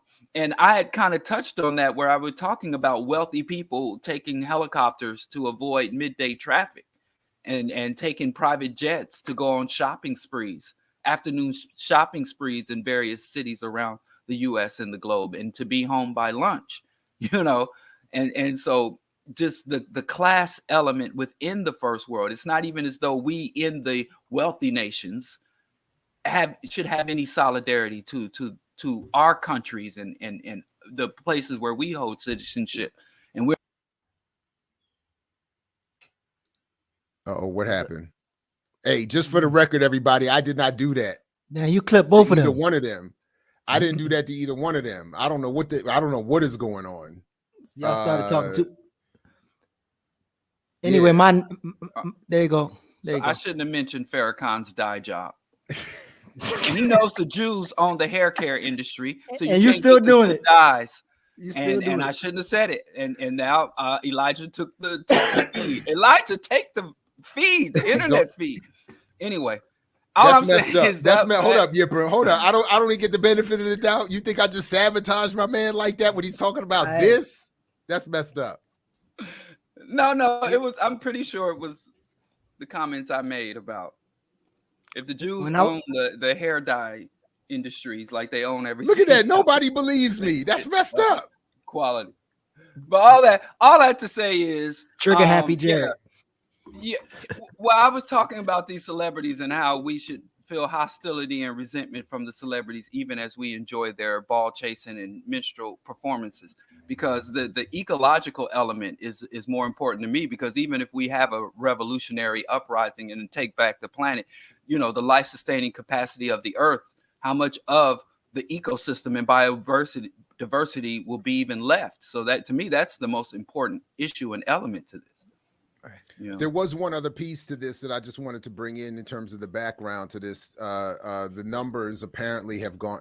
This is ridiculous with these ads. The number has gone up apparently to over 6,000 workers who are said the story's not coming up. It's 6,500 workers are said to be on their way to dying in preparation to just build all the stuff for the World Cup.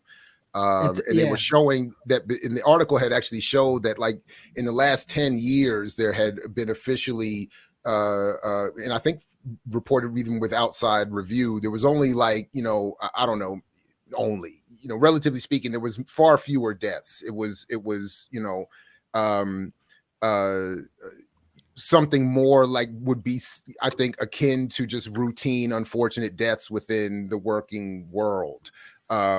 But since the World Cup was given to Qatar in 2010, in December of 2010, the amount of deaths in the construction, in the preparation, because they had to build everything, they were not at all prepared for this, has gone through the roof. By the way, not to keep bigging up the platform, but I watched the new FIFA series, the new series on Netflix about FIFA, the international governing body of world football, and gives a lot of fascinating backdrop to how Qatar got the World Cup. A lot of shadiness, a lot of corruption.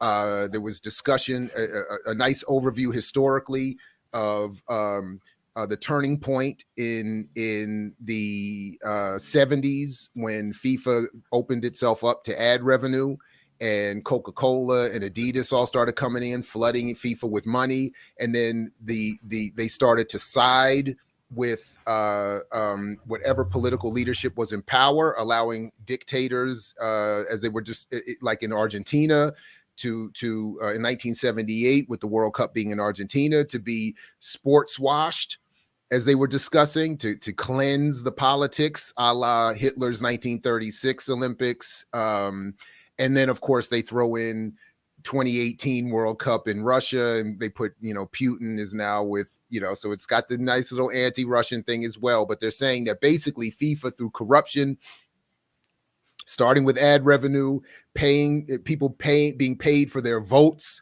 to get the World Cup, which is, of course, brings a whole bunch of money with it, has led to this situation where the game itself is being corrupted, by people who own and control it, and then, of course, they side with the worst of political leadership in the world. To that end, and then I'll stop this on this point, but I did want to show, because people were obviously asking, how is Qatar going to be awarded hosting a World Cup, right? They're in an incredibly hot climate. They don't have a tradition of the sport. They don't have the infrastructure, blah, blah, blah, blah, blah. So in 2010, when it was being decided where the 2022 World Cup would be played, Sepp Blatter, who was at the time running FIFA and was exposed later as sort of overseeing this wildly corrupt operation, announced that Qatar was going to get the bid. They outbid, they got the deal. They beat the United States and all these other folks, blah, blah, blah, blah, blah. And it's likely, though, there's dispute or whatever, that it was basically bought. And one thing I noticed in looking up this thing, so again, this is in 2010 that they're awarded the World Cup. And when you look at the history of the accumulation of wealth in the top 1%, let's see. All right, where did it? Oh, wait a minute. Yo, wait a minute. This is different. Okay, maybe I did something wrong when I did this last night, because last night the graph looked very different. So maybe I did something wrong. Anyway, this is where they are now, apparently. But what I had seen was a graph, and I thought I even took a screenshot. Anyway, the graph, there was a spike in the 1% capture of wealth. This is very interesting. My bad, everybody. I don't know, I guess I just did something wrong. Because what I had seen last night was there was this, and why I saved this link was that there was, when you clicked on the 1%, it went way up after 2010 in terms of the capture of the wealth in the country. But here it just shows it's stayed pretty much the same at 39.1%, even going back decades. So I guess I did something wrong, or was looking at something wrong, or I don't know. But anyway, so let me just stop there. I had thought I had a big grab here. And right, I even wrote my notes here. It says it coincides with the December 2010 announcement of the FIFA World Cup, that they increased their wealth consolidation. That's deep. Anyway, all right, my bad, everybody. I thought I had something hot to reveal here. But apparently they're just in a standard of, there's a routine standard of 39.1% being held by the top 1% of the nation's wealth. But anyway, I'm happy to go through some more competition or matches or what do you all? How did you all want to proceed? Did you all have anything that you had looked into? So I'm Issa Rae when it comes to soccer, man. I'm Issa Rae. I'm rooting for everybody who got the most black people on the team. Oh, that's weird. I was gonna actually acknowledge that the World Cup is actually unlike the World Series and other grand games of the United States, where it's only U.S. teams playing from various states, whereas the World Cup is actually a global game. But then I go look up the World Cup team, and it's mostly non-white people. So it's the same shit as here. Just all these people from former neo-colonial states coming to the mainland, the colonial center, to, carry water for and chase balls on behalf of the empire. So that's absurd. So, some of the African and Caribbean country that creates the best players don't even get the benefit, because they ship them out to these other nations that can pay them better and give them better endorsements and all that bullshit. So it's still not a world game. It's not a nation, the world versus the world. It's still the elites freaking tilting the scales in their on their behalf, or the elites, the Well, white folk. So by the way, this might have been what I was looking at. If you set the variable at the top 10% share of the wealth in the country, there is a spike after 2010. It goes from where the top 10% had 70% of the wealth as high as 72, but it's not. Maybe this is what I thought I was looking at. So it does go up a little bit after 2010. But anyway, yeah, go ahead, Geechee. No, because I mean, there's reports that it's like I put it in the chat. Most of that's the not a people spike. Okay, my bad. Maybe I just read it wrong. I apologize. Most of the people there are migrants, and they're just hiring people to come out from the country. Like they have like 3,000 police from Turkey come in, and then also they build all those the infrastructure, $229 billion, but obviously all the low wage workers are going to be building that. So in our criterion to see which one is most unequal, it was hard for me because in Equator, it's always similar to people in so when I went to Columbia with Avi Chomsky, Noam Chomsky's daughter, we was focused on coal mining issues and how they was pretty much stealing land from Afro-Colombian people. And the same shit has happened there in Ecuador. So with Qatar and Ecuador, I don't care who wins. I hope both of the countries blow up and the black people free. So I don't know. I can't choose between them two based off of who's being treated the way. Yeah, I mean, really, all I was really wanting to do is obviously have a little fun with it by looking at these matchups differently. It's obviously, well, maybe not obviously, but I think it's probably more complicated than even what I'm doing here. But I just think that it's a somewhat of a pretty good indicator that whether people host the games, whether they're participating in the games, there's a pretty consistent, as I went through everything, there's a pretty consistent inequality across the world, where in every country there is this 1% or top 10% that have almost everything. So even here in Senegal, and this is always my issue, that even and I even talk about it, from the perspective of an HBCU. Yes, we're always going to be underfunded relative to PWIs, et cetera, and so forth. But that to me is secondary to the form of the distribution of what we do get. That to me is actually more important. So when I look at even, so whether this is Senegal, the top 10% have 60% of the nation's wealth. The top 1% have 27%, and the top that's income. So I actually don't want that. Because income really doesn't get to the core of inequality. On the bottom 50%, I wanted to have that in there too. All right, there we go. So the bottom 50% have 4% of the wealth in Senegal, and the top 1% have 27%. So 4 to 27 roughly, with 60% going to the top 10%. Then if we go over to the Netherlands, who they're matched up against, and look at the same thing. Now, again, relatively speaking, why are the Netherlands, if we compare the GDP of the Netherlands to Senegal, we're probably going to see that they're much more wealthy as a country. And we could get into the legacies that obviously lead to that. But even in the Netherlands, where they have all that socialism, the bottom 50%, let's see, what is this saying here? The bottom 50% are sharing 8%. The top 1% only have 16%, so that's relatively pretty good. And then the top 10% have the bulk at 47%. So if I'm remembering this correctly, do me a favor and round it up to 9. Round up to 9. So the Netherlands are less unequal than Senegal. So that would predict them as the winner of that matchup, if I'm not if I'm reading that correctly, or if I'm doing my own method correctly, or whatever.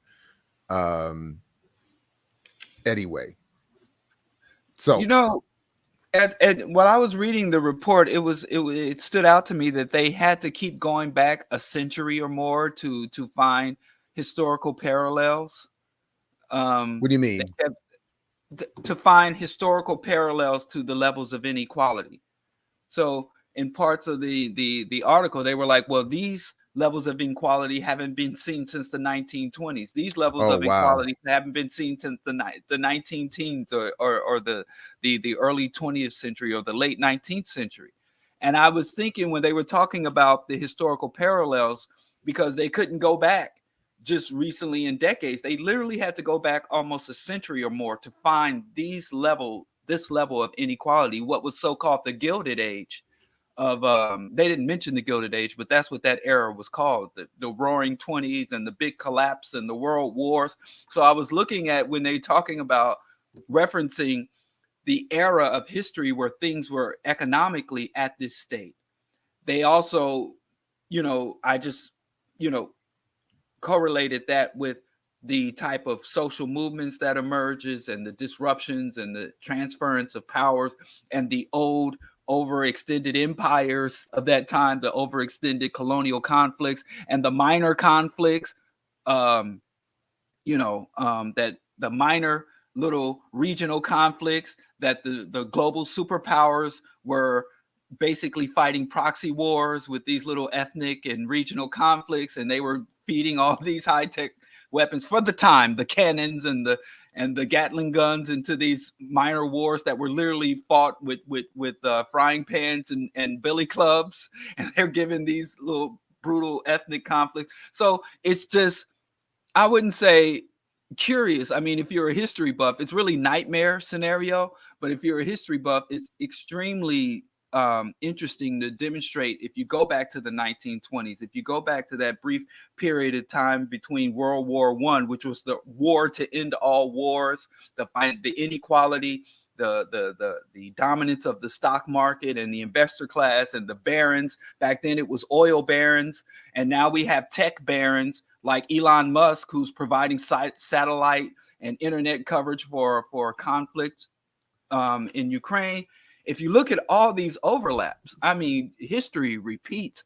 If you could chart what's going on economically, politically, regionally, globally, back then to now, where people are talking this, it's a very interesting. I don't want to make any type of hard predictions, but if everything tracks from the Roaring 20s to the era of World War II, to a reorganization of Western global empire, where the baton was passed from the UK, and we went from the era of colonialism to neo-colonialism. I think we're there. We're at that historical epoch once again. So I saw a comment asking about this. So what Diallo is referencing, before the show, we also shared the report, the actual written report that came out of this group this year. And I think Diallo was referencing that. Once I got into the graphs, I admit I abandoned the written work. So I didn't do my homework as fully as apparently Diallo did. I just started getting into these graphs and started, I got all wrapped up into them. So just to clarify that, I think for at least one of the comments, what I did notice, maybe similar to the point you're making, Diallo, is that this graph here showing the top 1% share of the wealth in some of these major regions shows that South Africa actually has the most inequality here, where the top 1% have 54.8% of the nation's wealth. As opposed to even here, where they only have 34.9%. Globally, the top 1% have 37.7% of the wealth, according here. So I just thought that stood out, given what South Africa is supposed to have represented in terms of a post-apartheid era, the freeing of Mandela, et cetera, and so forth. And yet it is among, according to this, the most unequal, or according to me using that one variable. Let me be more specific. It is the in terms of the capture of the 1% of the nation's wealth, it is the most unequal out there. So anyway, yeah. Netfa, I know you got to go in a couple minutes, so I want to, if there's anything you want to leave us with or give us a heads up about or whatever, feel free. No, I just appreciate coming on, lively discussion always. Appreciate it. Thanks for the show. All right. All right, Nah, brother, anytime, take it. Paka, bat. Yeah. Right, And also, if I can just say for those people who are in the DC area close, Paka, we doing the in the community, Asana Shakur study groups, and also the other types of organizing and whatnot.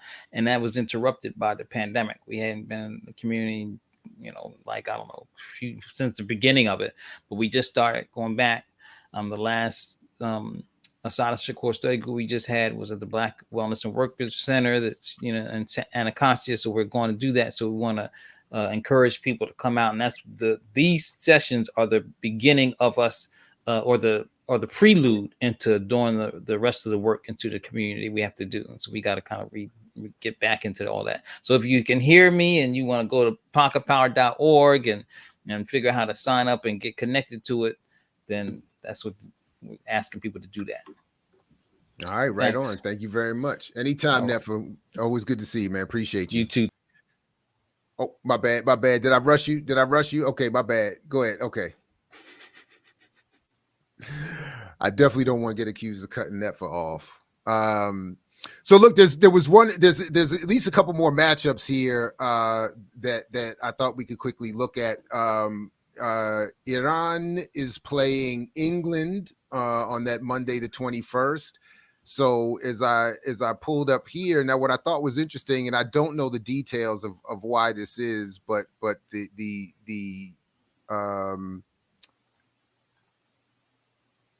man, I feel like I looked at a whole bunch of different stuff last night than it looks now. But anyway, so I don't know what I was doing last night. Maybe I was looking at something else or just not paying attention. Anyway, top 1% of the wealth share in Iran seems to have dipped a little bit to where it is now at 28.5%. The bottom 50% get 4.2%. And the top 10%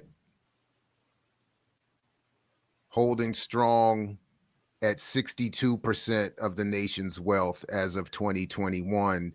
They are, of course, up against, as I said, England, where we have to go back again to the UK to get their all told stats. Bring it down to the wealth measurements here. I don't want the income.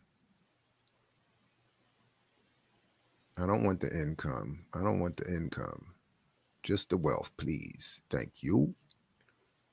And we see, if I'm remembering correct, it's almost the same. Isn't that the same? 4% to the bottom 50.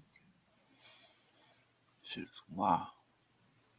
20% to the top 1, and then 57% to the bottom. If I'm seeing this correctly, I think England the UK is slightly less unequal than Iran, which would give England the victory here.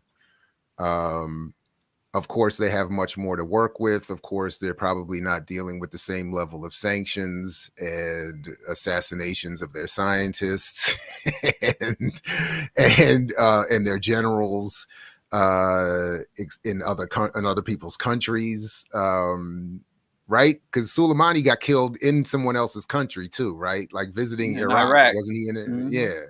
So, Trump. He had to kill somebody. Like everybody's got to kill somebody. Apparently, they got to get somebody. So anyway, look, Obama took the biggest prize. Obama selfishly took Saddam and left them picking up. And Gaddafi too, right? He gets that one too, right? Yeah, damn. you know, and never mind all the other unnamed folks with all them drones, but you know,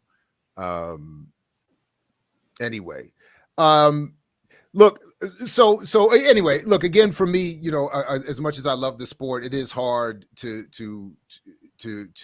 you know, just enjoy it without recognizing some of the politics behind it. And it would be great if the wealth that was generated through all these competitions actually helped all these people. But as we see, just as this even cursory look, whether you're hosting the World Cup, have hosted the World Cup, whether you've won the World Cup or making your first World Cup, whether you have a lot of money in your country or very little, the distribution of what people have is basically the same. It seems more or less the same, which There is I the trickle probably down should have element. expected, but yeah. There's the trickle down element, because if you look at all these nations with these oil oligarchs in power, you notice how often they employ black celebrities, Will Smith, even E40.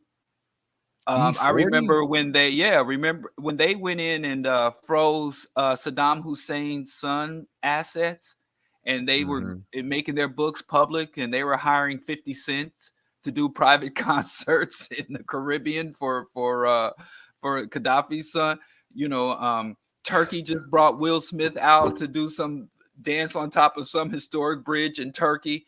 So, you know, it trickles down to black celebs are very, very, very marketable in those areas. And Snoop Dogg doing Bollywood movies. Anytime you find Hindu nationalists, Arab oligarchs, anytime you find wealthy scumbags raping their country, you can somehow connect a black celebrity that they bring out to do distraction. It's really scary at this point. If you look up Snoop Dogg in Bollywood, or Will Smith in Dubai, or Kevin Hart, it's so we get a little something. We a little bit, everybody black, since I know Geechee will be proud that there are some black people, some of that money is coming into black hands. Listen, if you all are good to have time, let's do a little break transition and answer some of these comments. I actually got to go at 9. You gotta go? Yeah, because I want to act like it's me, but I don't want my wife to kick in this door again. Kicking the door, waving the 4-4. Yeah. So I do have to be out at 9 this time, but hopefully I'll be able to hang. So that's now for you, right? Isn't that now? Yeah. Is it okay? Well, yeah. I'm in a different. You got to time go. zone. You late. Yeah. You're in a different time. So wait. So it's 9 now for you, right? Yeah, it's 9 a.m. So you got to go. Yeah, I got to be downtown at 10. Okay. 10. All right. Well, look, I appreciate you, man. We'll see you next time. And I want to say to you, while you're live here, very quickly, I have shared with Diallo, and the same thing for everybody. If you go to, we want Diallo on the platform. We do have a process that involves, it's not just me or anyone saying you on or not. So just submit the show description at blackpowermedia.org in the contact form. And then we vote on it, and then you become part. If you decide to join us, produce a minimal amount, I think it's like 1 show a month, and you become part of the revenue sharing of the channel, and then we go from there. But I would love to see that happen. So I prayed on it, and I prayed on it. I'm going to follow the Elijah taking the wheel, and ancestors. What did Elijah? What did he reveal to you? What did Elijah reveal to you? Yeah, well, Elijah said, "Go on, move forward on that." So blessings on blessings. So yeah, I got to go do that. Go get on the computer. All right. So anyway, I appreciate you, man. brothers. All right. Looking forward to it. See you next week. Guilt free. Yes, I'll give you the ancestors. Enjoy the games guilt free. Watch them people place them balls, and then we'll be back to the revolution. Will be on the other side. So just enjoy. I voted, so since I got to vote, you get to watch ball chasing. What the hell's that? Oh, fungus. Where's my sticker? Anyway. All right. Thank you, Diallo. I appreciate you. All right. All right. Peace. See you next week. I mix what I like, what I like, what I like, what I like, what I like.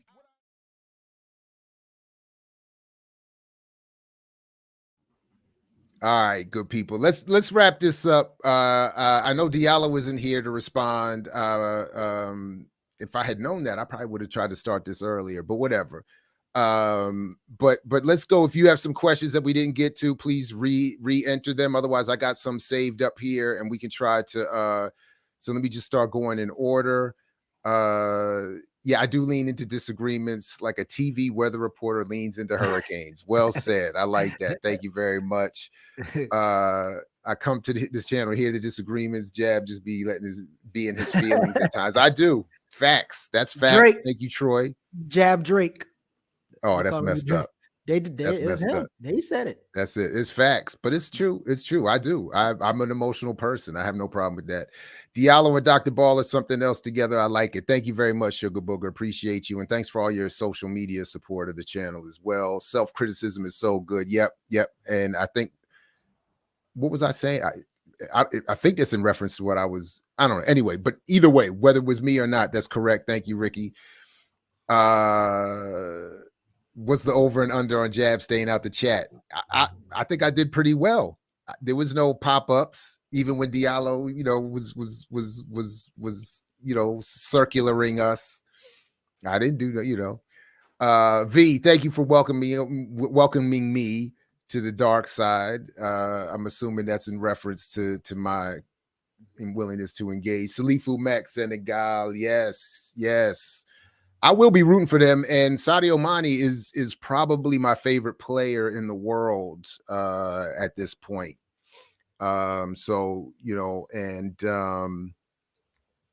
they dissed my man on they dissed Mendy, the goalkeeper at Chelsea, by replacing him with. Then they put the Spaniard back in goal. So I'm definitely rooting for Senegal, and definitely free them all. Franny French, right on. Thank you, Cynthia. Right on. Hope it went well for you. Let's see. Talking about Black Panther from the beginning. I think it's tasteless. They used Chadwick's death, but that's just me. I mean, obviously they were going to do that. But again, I haven't seen the film, and we did warn. Spoiler alerts. A couple times. We warned spoilers. Come on now. Right on. Yep.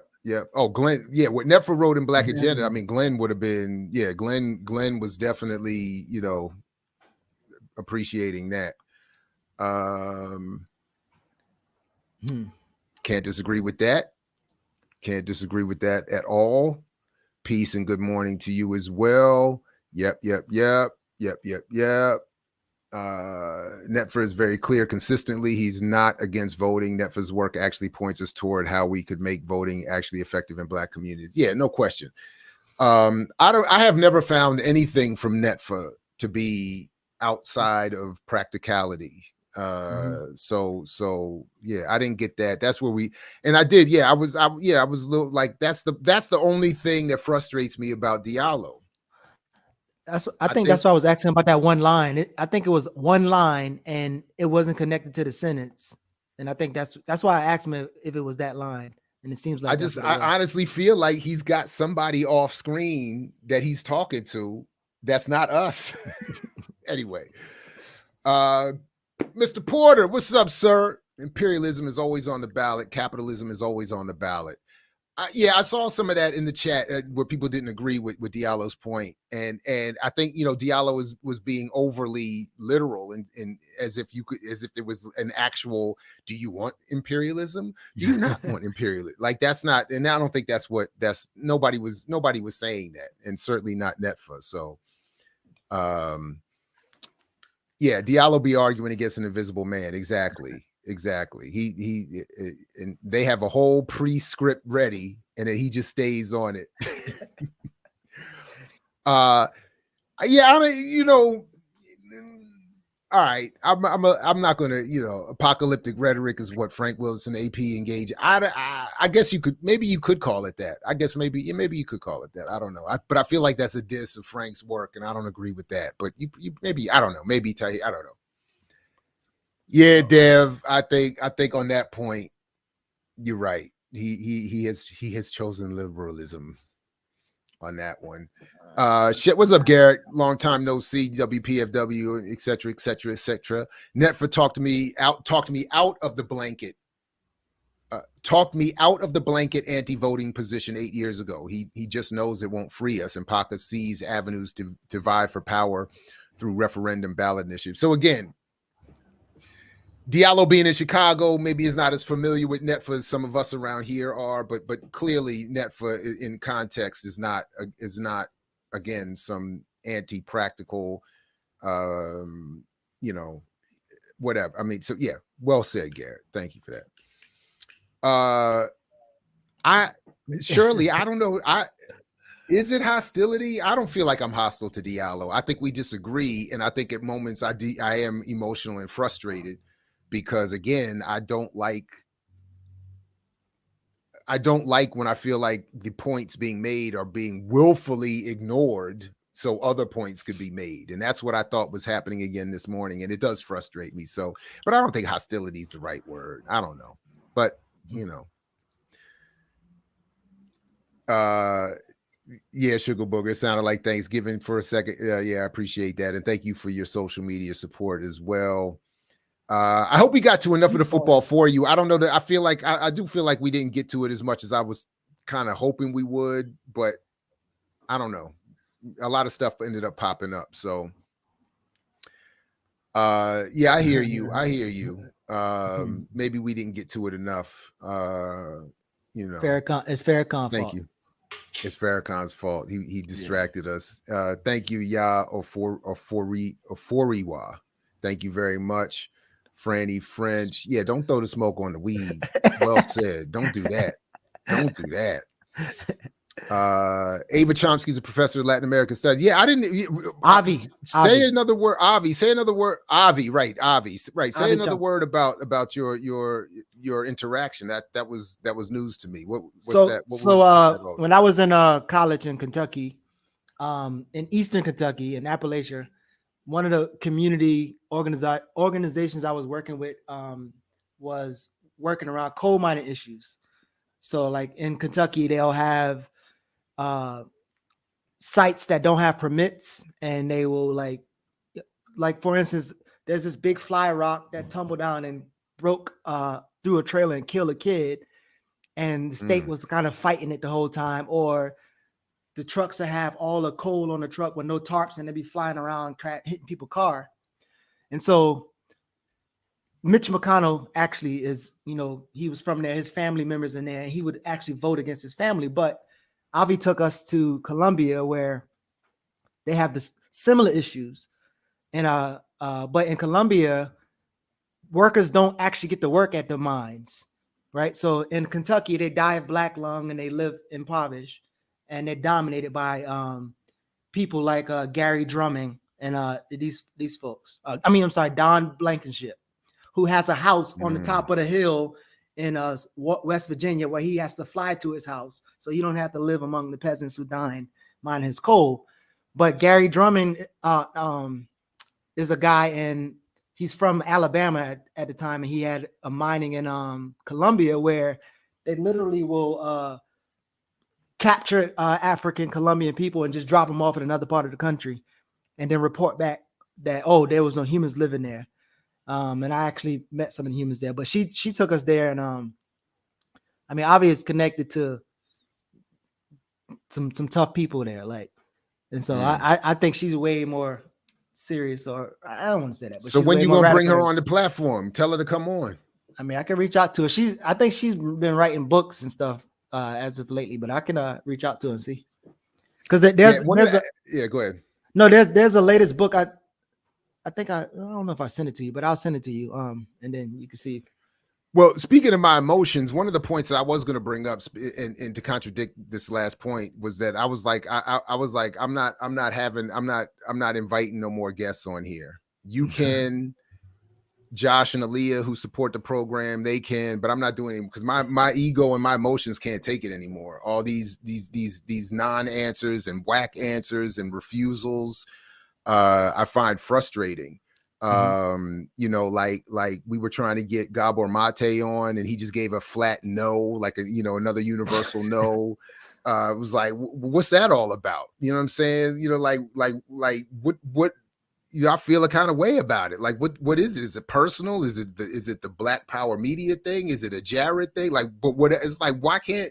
Who are you to not come on here with me? Like, and you know what I mean? Like, who am I not? You know what I'm saying? Like, so I honestly, I'm at that point where I'm like, I'm good with all these invitations. Like, people I feel like are disrespectful. So I'm like, like, who are you to be like, no? You know what I mean? And if I really do think of it, that it's not personal and that it is because of if not me, my audience or our collective, then I'm like, if you don't want to talk to us, then I have a real, like, I'm really upset about that. And I don't like that. I don't like that. People, and then people ask me to invite people, and then I invite them and I get these kinds of responses. And that's why I'm like, that's even more whack. Like, I didn't even want to invite you in the first place. But Gabor Mate, I did. I actually really like his work. And I was like, damn. And I wanted to congratulate him in person for being right on Obama, despite his own son's inaccuracy on that subject. But anyway. Anyway, whatever. But I do feel a kind of way about it. But yeah, I think Avi sounds fascinating. So, and if you want to bring her on, I think that'd be great. Yeah, the Gilded Age was no judge. Now it's the crypto age. Yeah, I like that. So them brothers not gonna be able to buy their military with the crypto now? Listen, I don't watch any of those folks anymore. So I don't know what they're saying. I haven't even gone to Earn Your Leisure in them for a minute. Like, I took a break after I wrote the Cryptoganda thing, and I'm back to trying to finish the second edition of Buying Power. Shout out to Derek Hamilton.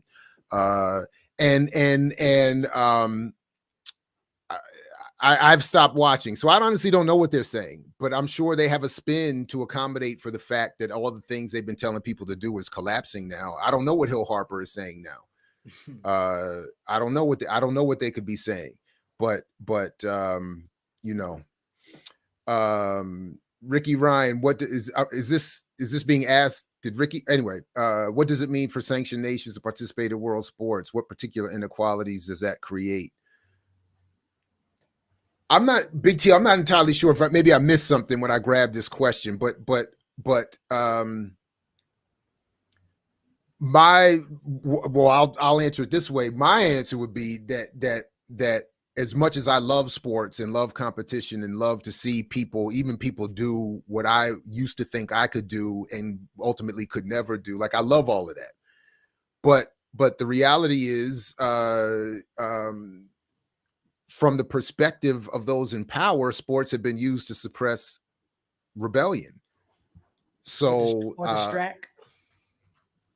But my favorite is what Ben Carrington, I keep referencing this, in Ben Carrington's book on the subject, on sports and colonialism, he quotes a U.S. military official who's talking about the colonization of Latin America. And he actually says a line, something like, we have to give them baseball bats or they'll pick up rifles.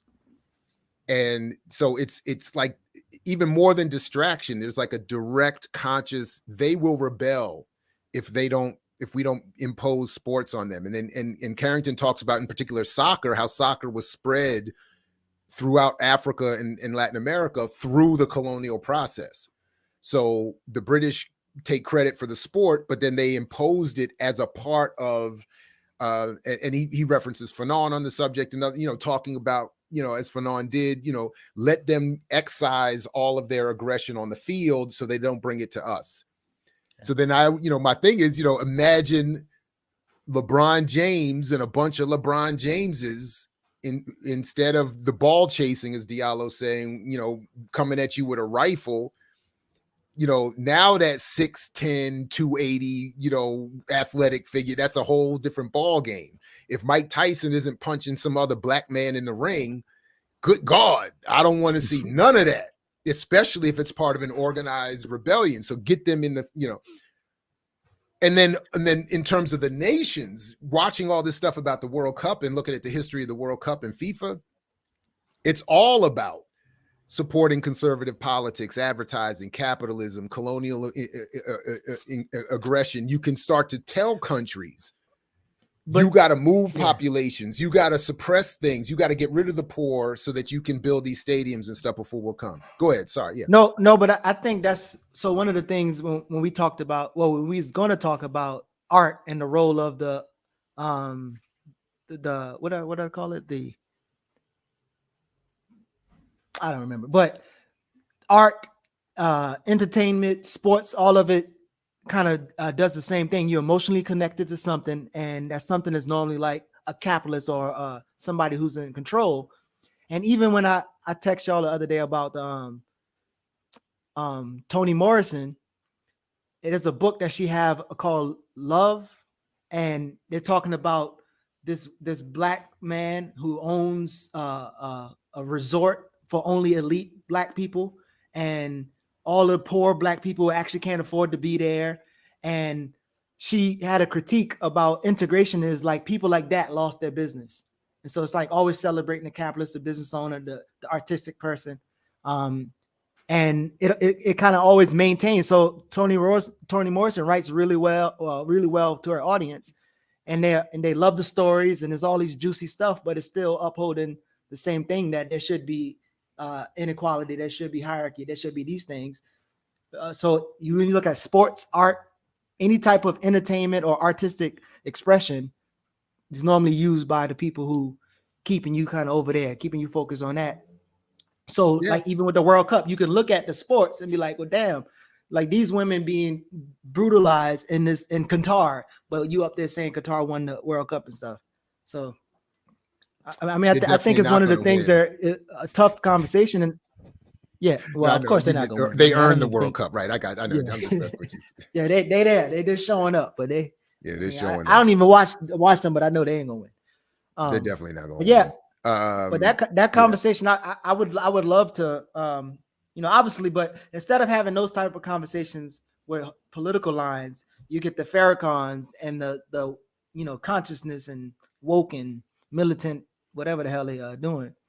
And so these the artists or the talent waking up to stuff that's going to keep them still politically disorganized and delusional, or arguing about where the hell they came from. So right on. A couple more here. You highly favored and was highly frustrated. That's funny. Right on. That's facts. That's a fact.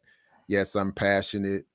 I think Dr. Ball and Diallo argue like sibling. Yeah. That's funny. I can see that. Wasn't there an upcoming interview with Tommy Curry here on BPM? So yeah, so initially I thought we had it scheduled, but dude is a busy man and got called up, so we're gonna try again next month.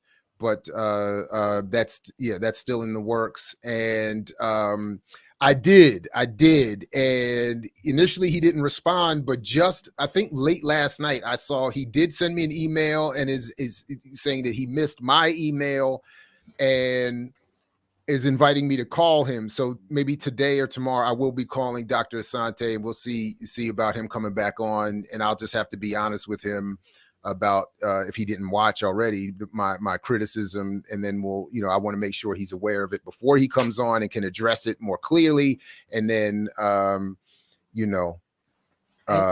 see if he can bring Na too, because I want to talk to her about her. Okay, all right, about her and the marks and stuff like that. Yeah. Right on. I will absolutely do that. So yeah, that's still in the works as well. So listen, Geechee, what's coming up for you? I do have to start to wrap up here because your man has a dentist appointment today, and we know death starts in the mouth, so got to get that dental situation straight. And while I still have this health insurance, Word. Put it to work. So the think tank we watching watching and reading. There's what is it? I think it's No Rape, the documentary, and it talks about how sexual assault happens in radical and left spaces. And so we're watching this is a documentary. Yeah, there's a documentary, but there's also like some articles that we were watching. I think it's No the Rape or something like that. Please send that. Yeah. No the Rape documentary. Yeah. Know the Rape.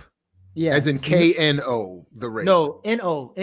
Oh, With exclamation mark. the Yeah. rape. Yeah. Wow. But yeah, so that documentary and then some stuff up. I think one article is called something about like, there we go. A radical clothing, violence and radical clothing, sexual misconduct towards Black women within radical organizations. So that's an article. Mm-hmm. Please send the links. Yeah, I sent. Please share the links with me, and definitely let us know when. And you're going to be hosting this conversation. So this is the private conversation that our think tank has. Oh. So we'll read it. I mean, people can join obviously, but we'll read it and watch it and dialogue about it.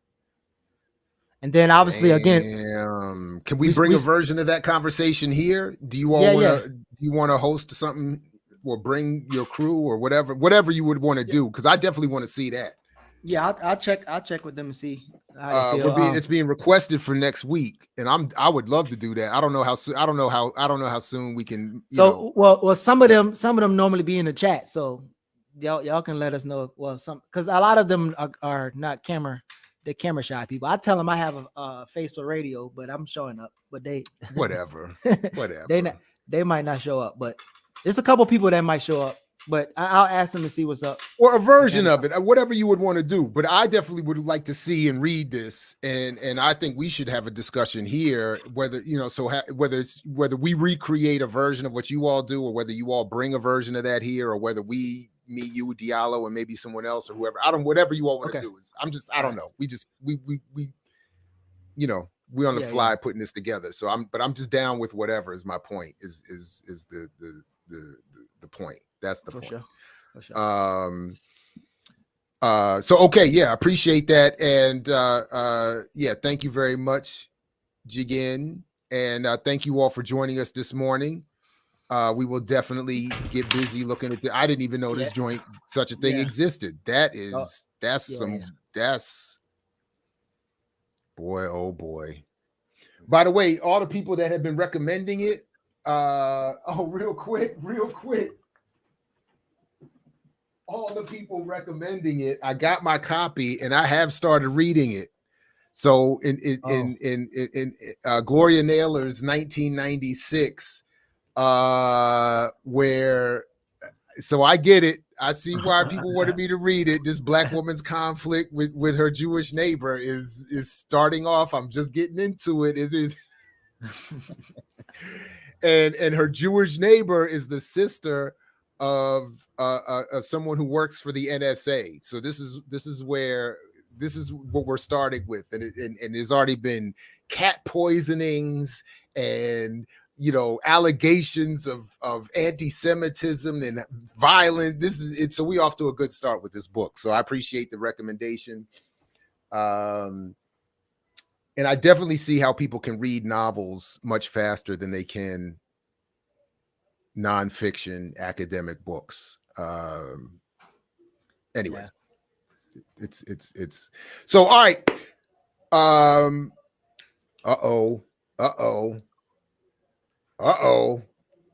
Google said the documentary.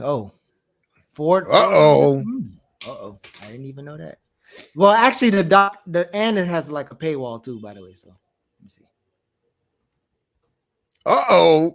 Anyway, that's good. That's good. But hey, but got to talk about that too. Yeah, cat poisoning. In the first 20 pages, Kate. Good God. No. All right, good people. Please check out the rest of the platform, including later today, where Kalonji and Riot Starter are hosting a very powerful and important conversation. 2 types of death penalties. And it's going to involve Dr. Joy James, Daruba Ben Wahad, Dr. Dylan Rodriguez, my main man, Dylan Rodriguez, Mike Brown Sr., and ML Smith is coming back, moderated by our brother Kalonji. So definitely check that out. That's later today. Let's go ahead and click the like button. That's later today at, is that 2 o'clock? I think it's 2 o'clock. Why doesn't it? I think it's 2 o'clock. I don't know why I can't see the time, but 2 o'clock, right? 2 o'clock, 2 p.m. Eastern time. Check that out. Make sure you hit the like, share, and subscribe buttons. Make sure you support Patreon. Become a member if you can. And if you can't support financially, just put this in your show socials. Put your comments in there. Do like my man Pierre says, and Put it in the comments so that we get your message. So you don't have to tell us that we are. He's full of shit. Or that It's we're- wrong, bro. And the channel can. All right, good people. Peace to you, Geechee, and everybody, because I know you're willing to fight for it, like Fred Hampton used to say. Catch you next time here at I Mix What I Like and all throughout the platform. Take care, everybody. Peace. I mix what I like, what I like, what I like, what I like, what I like.